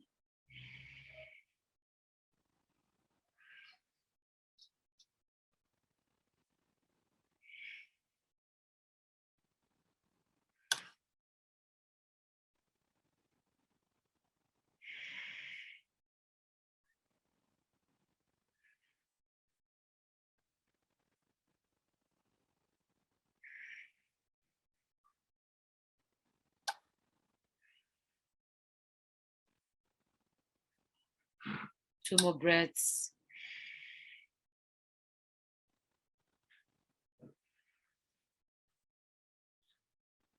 Exhale. Bring your attention back into your body. Start with the feet on the ground. Think about your hands. Come to your tongue. What are you tasting? What can you smell around you? What can you hear? And finally, open your eyes. What can you see? Ooh. Great, great, great. Thank you. Thank you so far. Thank you for your attention, for being, plugged in. I really hope that this is not only helping you identify what's going on with yourself, but also as a professional, what probably has been happening leading up to this point. And it's definitely our hope that this information is helping you. So I'll pick up from Nimo and just take you down a trip known as the stages of compassion fatigue. So what you Warenga, sorry, just before I just wanted to answer yes, the question. The brain kind of the trauma can cause lifelong damage. So, it depends on the kind of trauma. You've got the trauma where you've had an accident and your brain is injured. So there's that kind of trauma, but also things like PTSD. It does affect the way your brain works. It affects different parts of the brain. And these are areas that play a part in regulating our emotions and responding, how we respond to fear. So it can therefore cause lifelong brain damage, which would be different from the accident kind of brain damage. But yes, it can. And this is why it's so important to seek help early before it becomes chronic. And again, we go back to the mindfulness. This is why it's so important to be mindful of where you are, where your thoughts are, where your feelings are. It all comes back to full circle to that. Yeah. Thank you so much for that. So in the remaining minutes, we are almost done. This is the second last part of our webinar today. So just continue remaining present, plugged in. Remember that you can have a beverage of your choice. Yes, also noting that it's in the morning, so the beverages that I am suggesting. Remember that you can continue to breathe even as the webinar is going on. And so, as Nimo has elaborated in the previous slides, there's a difference between burnout and compassion fatigue.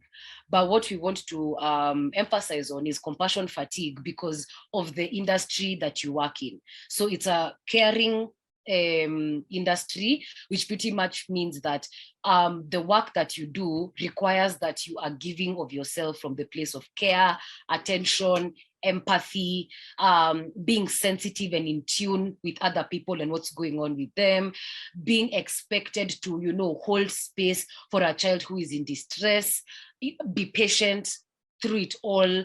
And I think that we are consistently forgetting is that energy is a very finite resource.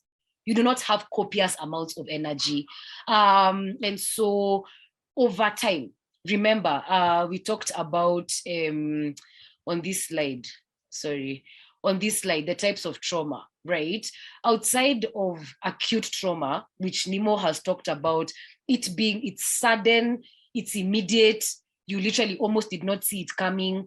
And that's why, something like an accident, or like you're in a building and then there's a terror attack, or you're, walking in town and your bag is grabbed and you're mugged, it's acute. Acuteness means it's immediate, right? The thing with compassion fatigue, it falls mostly in chronic, complex, vicarious trauma and post-traumatic stress. So it can touch on all of those in different varying degrees, right? And so the thing I need you to remember is that this thing takes time. And so that's why in the first stage of compassion fatigue is something known as the zealot phase. So here, if you remember yourself, if you take yourself back to the first time, probably you ever thought about working in this industry, when you joined work, you had enthusiasm, you had energy, you were committed, you were, filled with ideas, you put in extra hours, everywhere you go, you talk about your work with pride, your mind is consistently thinking about how can I improve, the lived realities of my clients. There's energy, and you're happy and you're elated and you're happy, you're energetic, right? And that this is where it begins. And again, remember that these stages can take the time that they take. The idea here is to just note and try and place yourself where you're at. Then the enthusiasm starts to move slowly into the irritability phase. So here you are, cutting corners. Sorry, let me read something that Juvenile has. Please, Aki, please tell me if I'm butchering your name. I really hope not. And I'm sorry about that if I'm mispronouncing your name. So here in my country, we see people who are foolish, and some of the explanations that we get are they've been traumatized to an extent that they have become foolish. I do not really believe it. In which circumstances could this happen? Okay. Okay, Nimo, would you like to jump into that? But I'm seeing what you're saying. Like, yeah, as in trauma, compounded trauma over time. Is your mic muted? I think your mic is muted. It is. So now I'm just looking at it. Here in my country, we see people who are foolish. Again, foolish me. I'm sorry, because I want to answer the question correctly. When you say foolish, what do you mean? Are you connecting it with mental health issues, or if you can expound a bit more on the word foolish? Okay. I think as that is happening, we can be continuing. Yeah. So I think another thing also you'll notice when it comes to questions around mental health, just generally for everybody, is that specificity is required. For me to give you an answer that is suiting your lived reality, the more specific you get about what is going on, the better placed. Now, professionals like Nimo and I and Yvonne, I don't know if Yvonne is still on the call, the better placed we are to then give you an answer that makes sense for your lived reality, right? So so what are the stages? So you've moved from enthusiasm to just irritability. I think we've all experienced a form of irritability, and so here, you're just, I would say, moodless. You could be responding to people with sarcasm. At this point, remember, like when you began, you were committed, you were plugged, you were switched on. Now you're probably cutting corners. You've come to work, literally you just mark register. You've been seen as a physical body, not necessarily too interested in anything that is going on. You're beginning to avoid, over here, patients could also be children. You're avoiding your co-workers. So there's avoidance, there's isolation. Any moment that you could get to not be around them, you'll take it. And then also there's a lot of daydreaming here. What if I worked somewhere else? What if my work environment was different? What if these children, again, did not have so much going on? As in also, like, you start feeling a little bit resentful about all of the intricacies and layers that these children come with when they are in the juvenile system. Yes, Nimo, he's saying it's connected to mental health.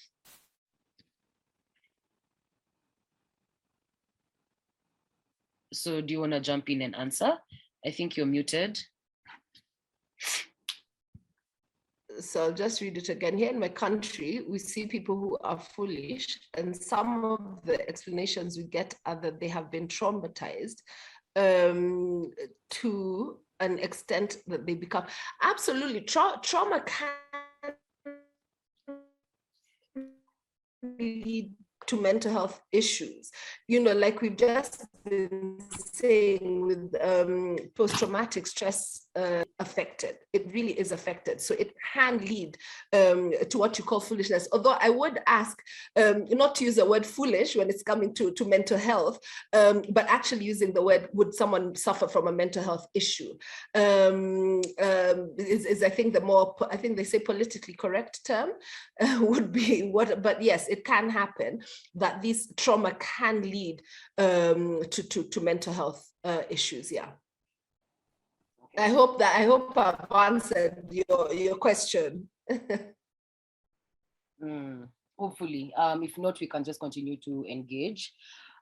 So when you've moved from now the irritability phase, you now move into withdrawal. So again, you can see that it's connected. So already in the disability phase, you've already started to avoid people. Now you're just withdrawn. And then here, it's now a withdrawal from the self. So first of all, you're neglecting either your family and your other many lives, and where your life intersects with so many other roles that you play. You're neglecting that. You're neglecting yourself. So remember, here, actually, like if you're able to place yourself here, a lot of these workplace symptoms start to show up, where you're neglecting yourself, you're not really taking care of yourself physically,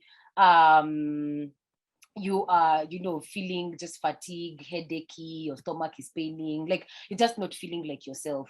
And so also you could contribute and tell us if throughout this session, if you're being able to place yourself here. This is a safe space, there's absolutely no judgment. And yeah, everything you say will be used for you and to help you, not against you. Yeah, so this phase, that's what that starts to show up. Let's see someone on the chat. Okay, so Nemo, that's good. Again, you start to neglect your client here, who's the child. Your workmates and your clients actually become irritants. So remember, irritability phase, it's just irritating you, like you don't want to be around them. You feel exhausted. When even before somebody speaks, you're like, I'm already tired. I'd rather be anywhere else. I'd rather be anywhere else doing anything else. This is that fatigue now checking in. And that's why compassion fatigue is very different from the normal fatigue. It's because I want you to start to note here that, first of all, it's really coming after your physical, mental, and emotion, right? So it's just not only the fatigue, which we know, which is your physical body is tired. And then if you did something like napped or took a break, you're rejuvenated. No, here it's really coming after your capacity to function generally, right? And then we move to the zombie phase. So here, like if you've watched any movie, cartoon, animation with zombies, really it's that's what we are trying to see here, where like you're operating almost like you're just like a robot. You're a robot, I'll just do as you're saying I need you to do. You're not really contributing much. At this point, that enthusiasm went. People around you might actually even be just describing you as, you remember when Warenga came to work here? Hey, Warenga has really changed. Or, I don't know, the first few years of Warenga working here, things used to move. Now, I don't know. A lot of the time, just be like, I don't know. Because a lot of us don't have the language. It's just like something has changed. And then now you see, because this person is avoiding you, you're also avoiding them. And sometimes that becomes a very dangerous cycle of not intervening, because as opposed to that moment, it hitting you. Wait, when Warenga came here a few months ago or a few years ago, her behavior was like this, and then now it's on this other extreme, coming to ask or raising an alarm to somebody who would help. Is there anything going on? What tends to happen is that then now you withdraw even further, and that withdrawing then, as in, it's not helping anybody.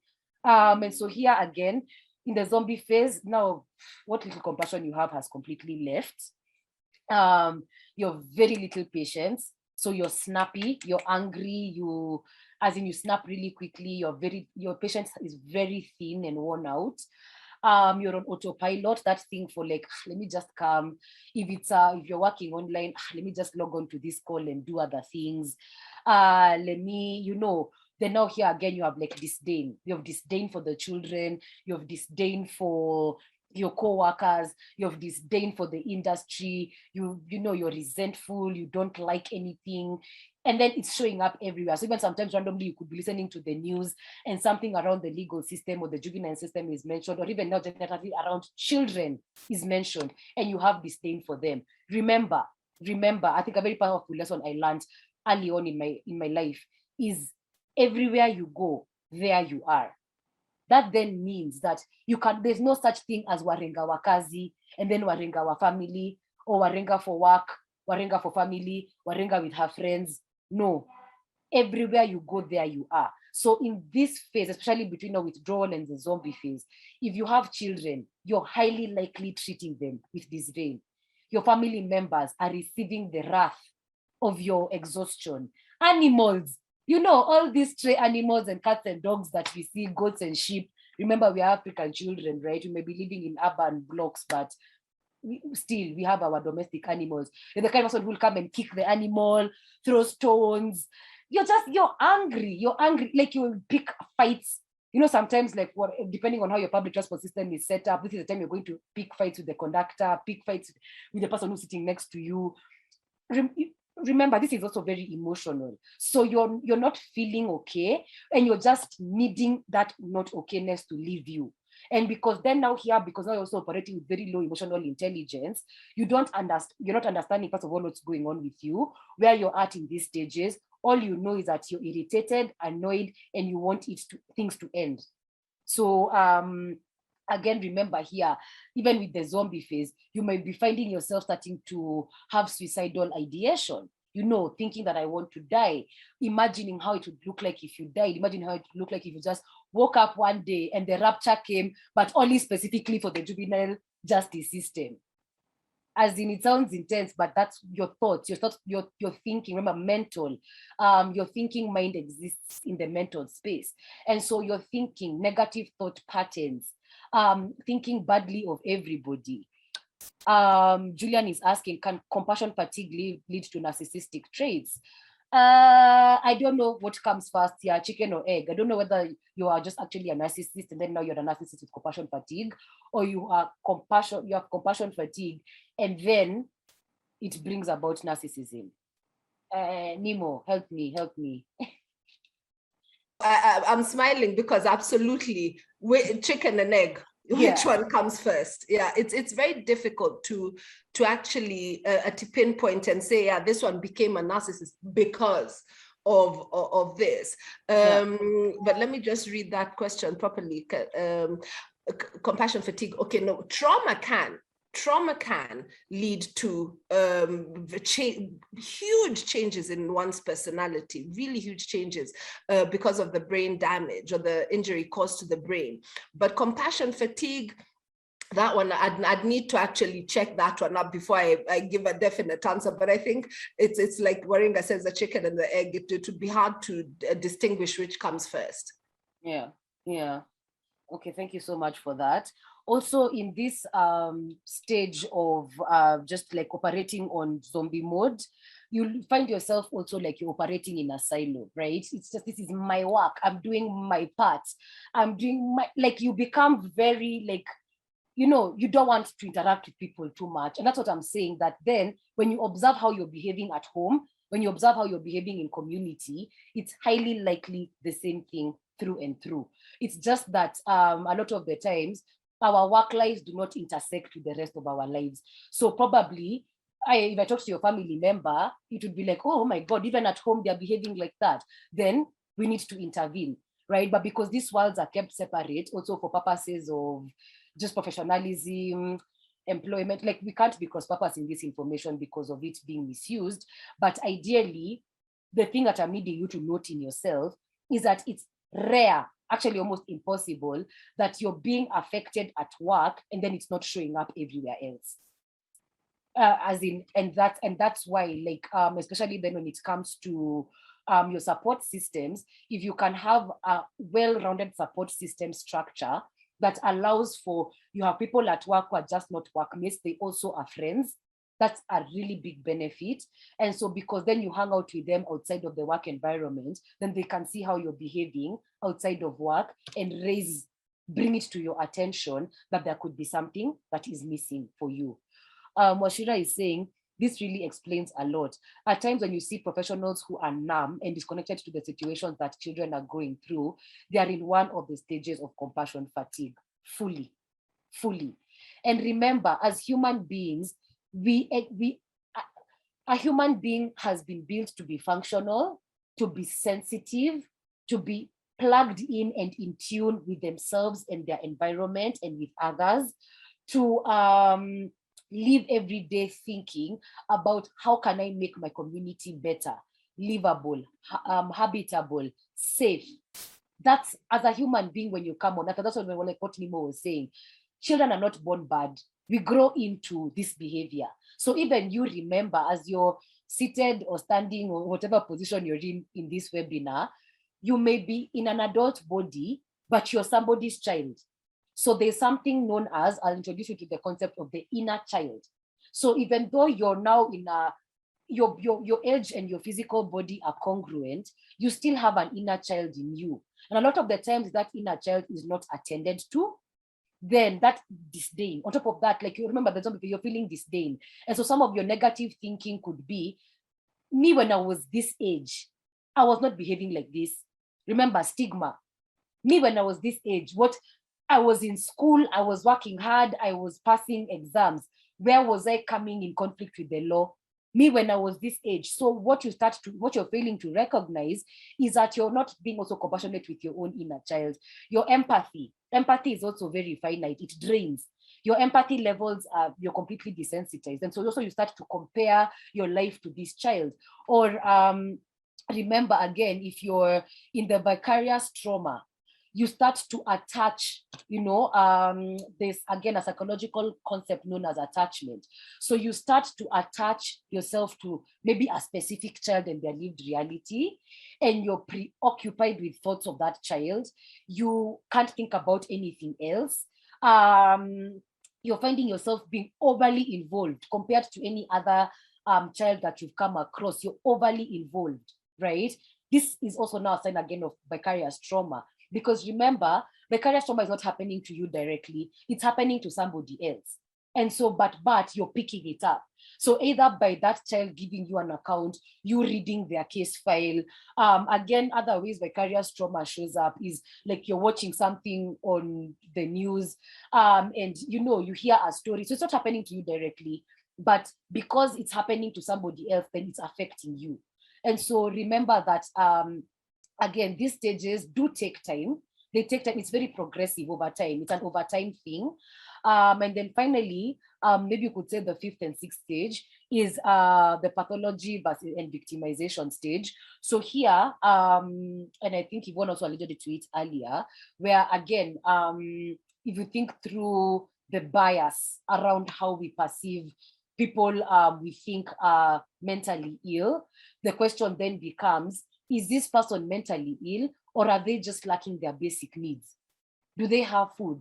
Do they have a safe place to live?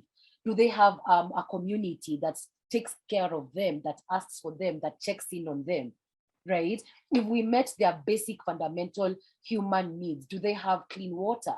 Do they have access to employment? That then if this person got those things, are they mentally ill, or are they just a victim of a society, of a world that is not taking care of them? And so again, depending on how you then look at mental illness, you could fall in the world of pathologizing, and pathology here is making something an illness. So again, remember we talked about this earlier, attaching, not being like, I'm depressed or I'm anxious. I asked Google, and Google told me I have PTSD. So you're pathologizing it, right? You're being victimized by your work. So here you're feeling overwhelmed. You want to quit. A lot of the times you want to quit when you're talking to people, you're just like, I want to leave this work. I want to leave this work. A lot of the times probably what's keeping you there is just the paycheck, but otherwise you have zero interest in working there. Here your sleep may be disturbed. Remember post-traumatic stress. So you're trying to sleep, but your dreams are really vivid. You keep waking up in the middle of the night. If you sleep with somebody in the same bed, they describe your sleep as, maybe you're jumpy, you're restless. And so your sleep is being disturbed, your eating is being disturbed. Also, again over here, like your thinking process, you're not being able to think through things with clarity, in a way that's objective, in a way that your judgment mind, your critic mind, your analytical mind, when it's observing a situation, it's coming to a objective conclusion based on the facts on the ground. A lot of the time here, you'll find that you're probably projecting some other person's lived reality and not yours, and not actually what is going on. So now in this stage, a lot of us get stuck here. And now, like, remember, if nobody was paying attention to you, who is the professional, nobody is really asking questions about what is going on, then a lot of us get stuck here. And so then you start to find that you're working with people who are literally like zombies. people who are so not motivated. And now this again brings about the bigger systemic issue on, is your industry supporting your mental health? Is your industry interested in your wellness as a practitioner? Yeah. Now, what we exist for is to then move you from a place of victimization to a place of renewal and maturation. And this is this stage, which now brings us to the final part of this webinar, right? Emotional intelligence is a whole topic on its own. Kindly reach out to me. That's part of the work that we do. We train you on what it is, how to identify emotions. There's so many tools that we give you, compassionate communication skills. So that's what we do. But for the purposes of this, when you're now like, okay, hey, Warenga, I was not really seeing this webinar go like this. I think you're right. I think I'm somewhere on this spectrum of trauma. I think I'm somewhere in the spectrum of compassion fatigue, or I'm burnt out, right? What do I do? What do I do? So that's what we exist. We help you do. We help you figure out what to do. Sorry about that. Nemo has had to get out of the call again. So hopefully she'll be able to come back, but I'll just letting you guys know. So in this place of self-care, so emotional intelligence in practice is, because this webinar has happened today, because you've been in the position where your capacity, your knowledge has been built and increased, then you recognize to an extent where you're at on the spectrum. So that's part 1A of building emotional intelligence. Part 1B is naming it. Being like Warenga has said quite a number of things, has used quite a number of feeling words, anger, disdain. Also, if you think about it, hatujatumia depression and anxiety hapa. Because remember, by the time you come to a conclusion that you're depressed or have anxiety, you have to see a doctor, and the doctors in our industry are called psychiatrists, right? So here, what you can do for yourself is something known as self-care. So this is very deliberate and intentional care that you give to you, by you. So this is a thing that I really like to demystify. Because of capitalism, consumerism, and I'd actually argue entrepreneurship, self-care has fallen into the world that then we are being convinced that you have to have money and you have to spend money to take care of yourself. There's enterprising human beings out here. I'm also an entrepreneur. And so I understand being able to see a gap and plug it in. But for today, I'm here to demystify that. I want you once again to take a trip down memory lane. You are a child before you became an adult. In your environment, there were adults in your room who worked very hard to make sure that, again, with a very strong staff for ableism, know that you're able to walk and move around on your own. You're able to feed yourself and also hydrate yourself. You're able to clean your body and your environment. You're able to communicate. We could argue about the skills of communication, but at least you're able to verbally express yourself. Again, here, remembering that there's people who their lived realities is that they're not able to express themselves, they can't be able to see, they can't be able to hear, and they can't be able to move around. And so with all due respect, and also to not have this conversation fall in such an ableist place, we do honor their existences as complete, regardless of their ability. And so when then you become an adult, this is bare minimum self-care is, when I woke up, did I make my bed? Did I open the curtains to let air in and open the windows? Did I shower? Did I brush my teeth, wash my face? Did I eat something for breakfast? Did I drink tea? Did I eat bread? That is basic self-care. If you're able to do that, and also like drink water, if you're able for the next, actually let's say towards the end of the year, for this month, at least we're in the first week until the year ends. If you're able every single day, when you wake up, to be conscious about, you're just not waking up and then moving to the next thing and jumping to the next thing and jumping to the next thing. No, to not only wake up and be conscious about and grateful for First of all, I even have a bed that I can make. You know, gratitude. Remember, a lot of us are homeless, not because of our choices. Homelessness is not a choice. Then think about, when was the last time I made my bed? What this is indicating for you is, did you move? Did you move? Because now when you're in mental distress or mental ill health, it affects your capacity to move. So if the last time you made your bed was 2 weeks ago, what you need to ask yourself is, where have I been? Have I been inside that bed for 2 weeks straight?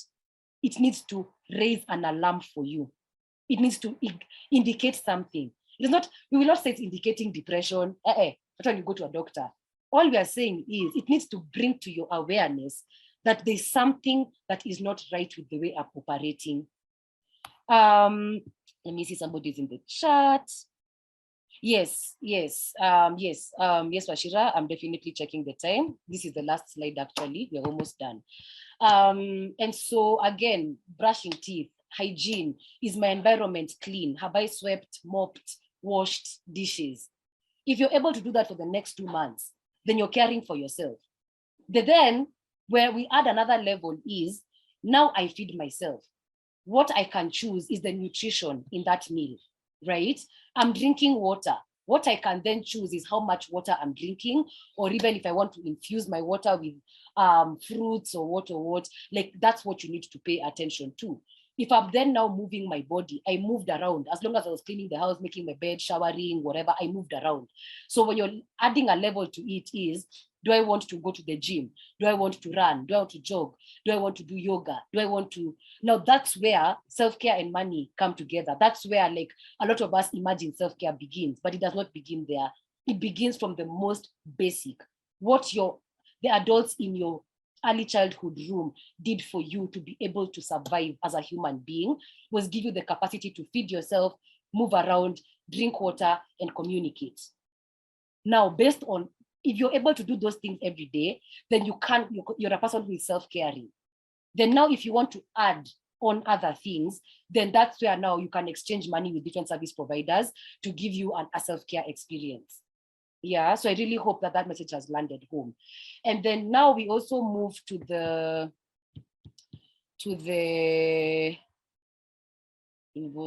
get out of chat. Okay. We then now move to post-traumatic growth. Remember, we talked about post-traumatic stress, but post-traumatic growth is now recognizing that there's only so much I can do about the way my work environment has affected me. I'm traumatized. But what I have the choice to do is to transform that trauma and use this adversity to my advantage, right? Then you ask yourself, how do I do it? I can, through, first of all, mental and emotional education, build my skill set and my capacity. You can go to then counseling and therapy for a more in-depth one-on-one session with a counselor. And in these sessions, what you're learning to do is to relate with other people again, because remember that this, you're like almost being born anew. So you're then now learning relational skills again, embracing new possibility. Remember, by the time that you're at the point of compassion fatigue, you are like, you're done. You're just like, whatever possibilities there is for whoever to come and deal with it. So embracing new possibilities. You're also regaining your personal strength, confidence in yourself, trusting yourself, right? All of these are skills. I don't want you to leave this place imagining that somehow we woke up like this or somehow it just happens. No, these are skill sets, and that you can, and what I want to encourage you is that you can learn it and you can actively practice it. You can choose to have, spiritual changes and, be a lot more connected with the deities of your choice, and just a general appreciation for life. Also, compassion fatigue really strips away your appreciation for life. Remember that disdain. Remember that you just moodless. You just don't want to, life as you know it just lacks enthusiasm. So what this will help you again is just boost your appreciation for life. And so with that, thank you, Kuria, for, thank you for the basic basic self-care tips, very basic. Then now, as you're choosing, then now you can go and ask Google. Different types of physical self-care, different types of mental self-care, different types of emotional self-care.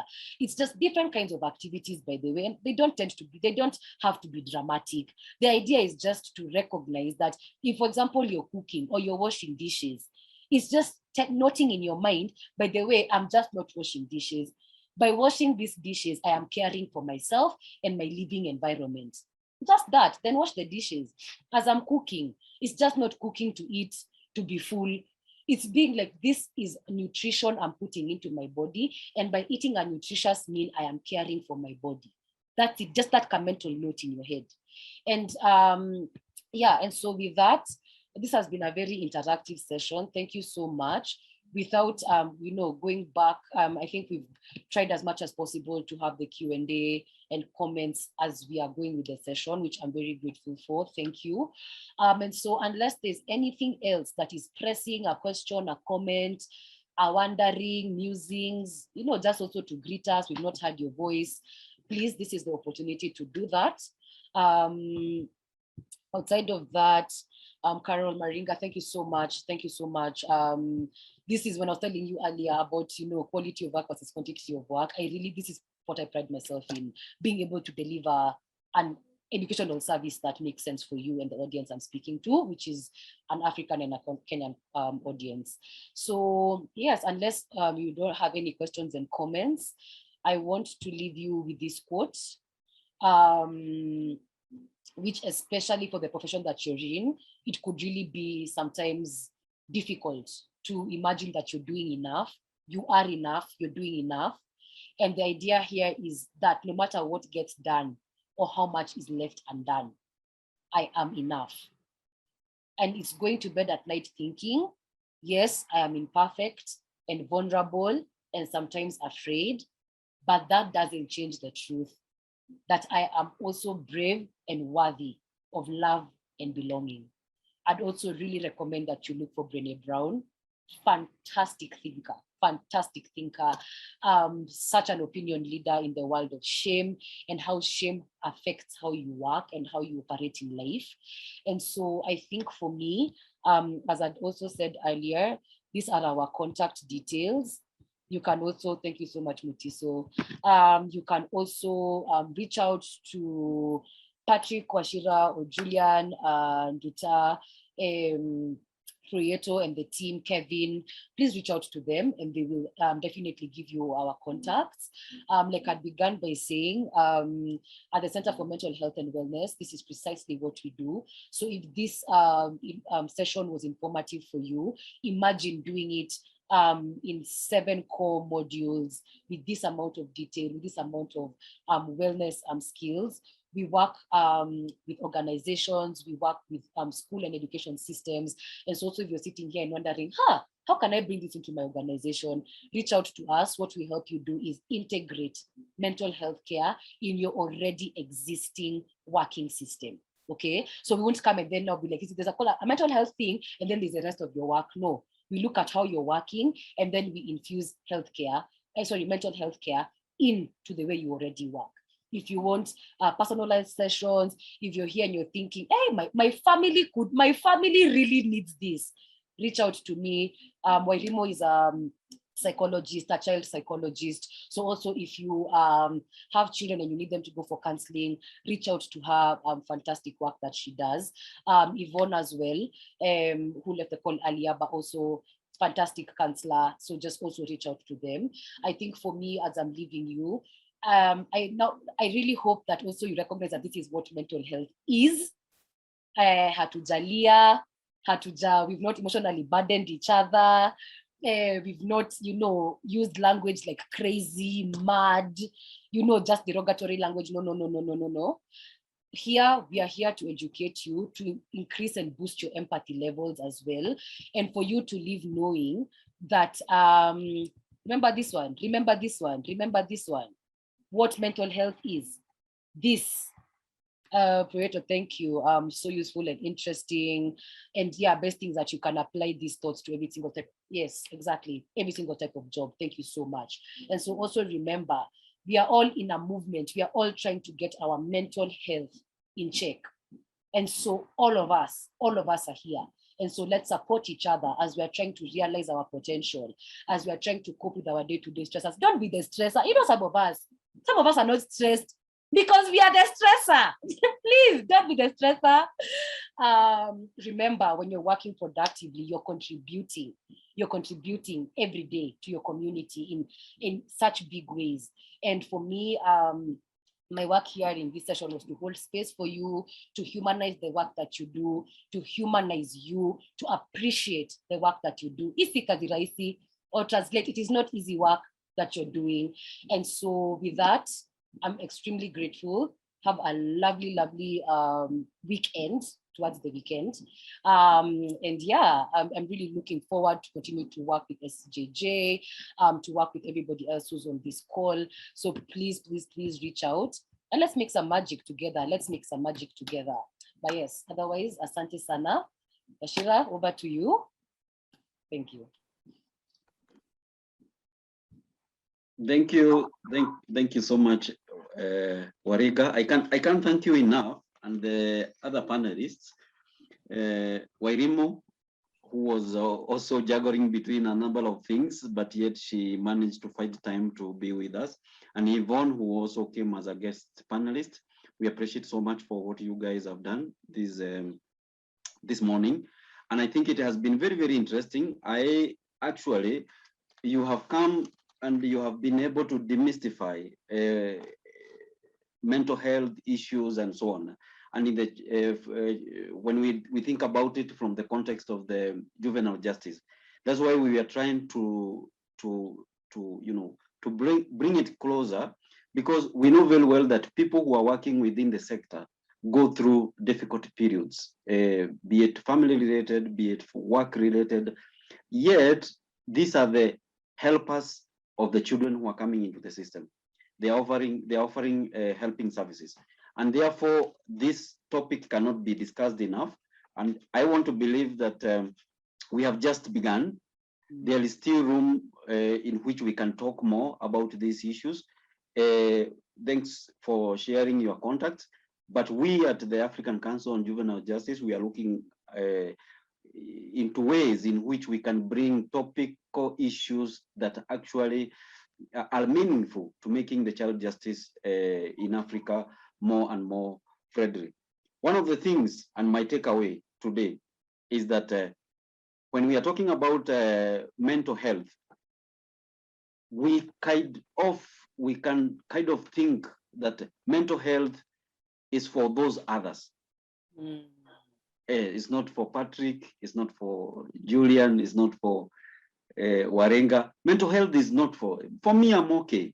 And quite often, I like the statement that you said before. We actually, hey, how are you doing? Good. You, not even twice. You can even say so many goods. Basically, you are trying to emphasize that you are well, but deep down, there is something that is not working well. And what we have been able to learn this morning is that mental health is for all of us, for us to be able to be more productive and to be able to give quality services. So I want to thank everyone. I want to thank the participants for being very patient and for being very interactive. I also would like to announce that in regard to the engagements for the African Council, we'll continue engaging. Most probably we'll be able to pick up some of the major events now, maybe coming to the next year. We are looking forward to what new year will unfold for us, because when I talk about New Year, don't get surprised, we are in November. So, and when we cross to December, the year is over. So basically, we'll try to see how much we can be able to engage. I also want to thank Mtoto News team for being very helpful to us. They were the technical people who helped to organize for this webinar. And also for Anita, for Julian from the African Council on Juvenile Justice for making the communications go out. And my team at Chefa, Gabriel, and the entire team for the support that we have received from you. Thank you so much, and we'll continue engaging as the African Council and as practitioners within the sector of juvenile justice. Thank you so much, Wariga, once more. Thank you, and remember to breathe. Yes, that's your homework. After this call, just do 1 to 10 and then continue with your day. That's your homework. Thank you. We'll actually be having more purposive breathing. Before you called it automated. Automated breathing. Now I think this team will be having more purposeful breathing. Yes, I hope so too. I hope so too. Yes, so you can also follow us from the accounts that have been given on the slides, on Facebook, on Twitter, and on LinkedIn. So that is the account for the African Council on Juvenile Justice. Thank you so much, and may God bless you, and may God bless your work wherever you are. Thank you. Thank you.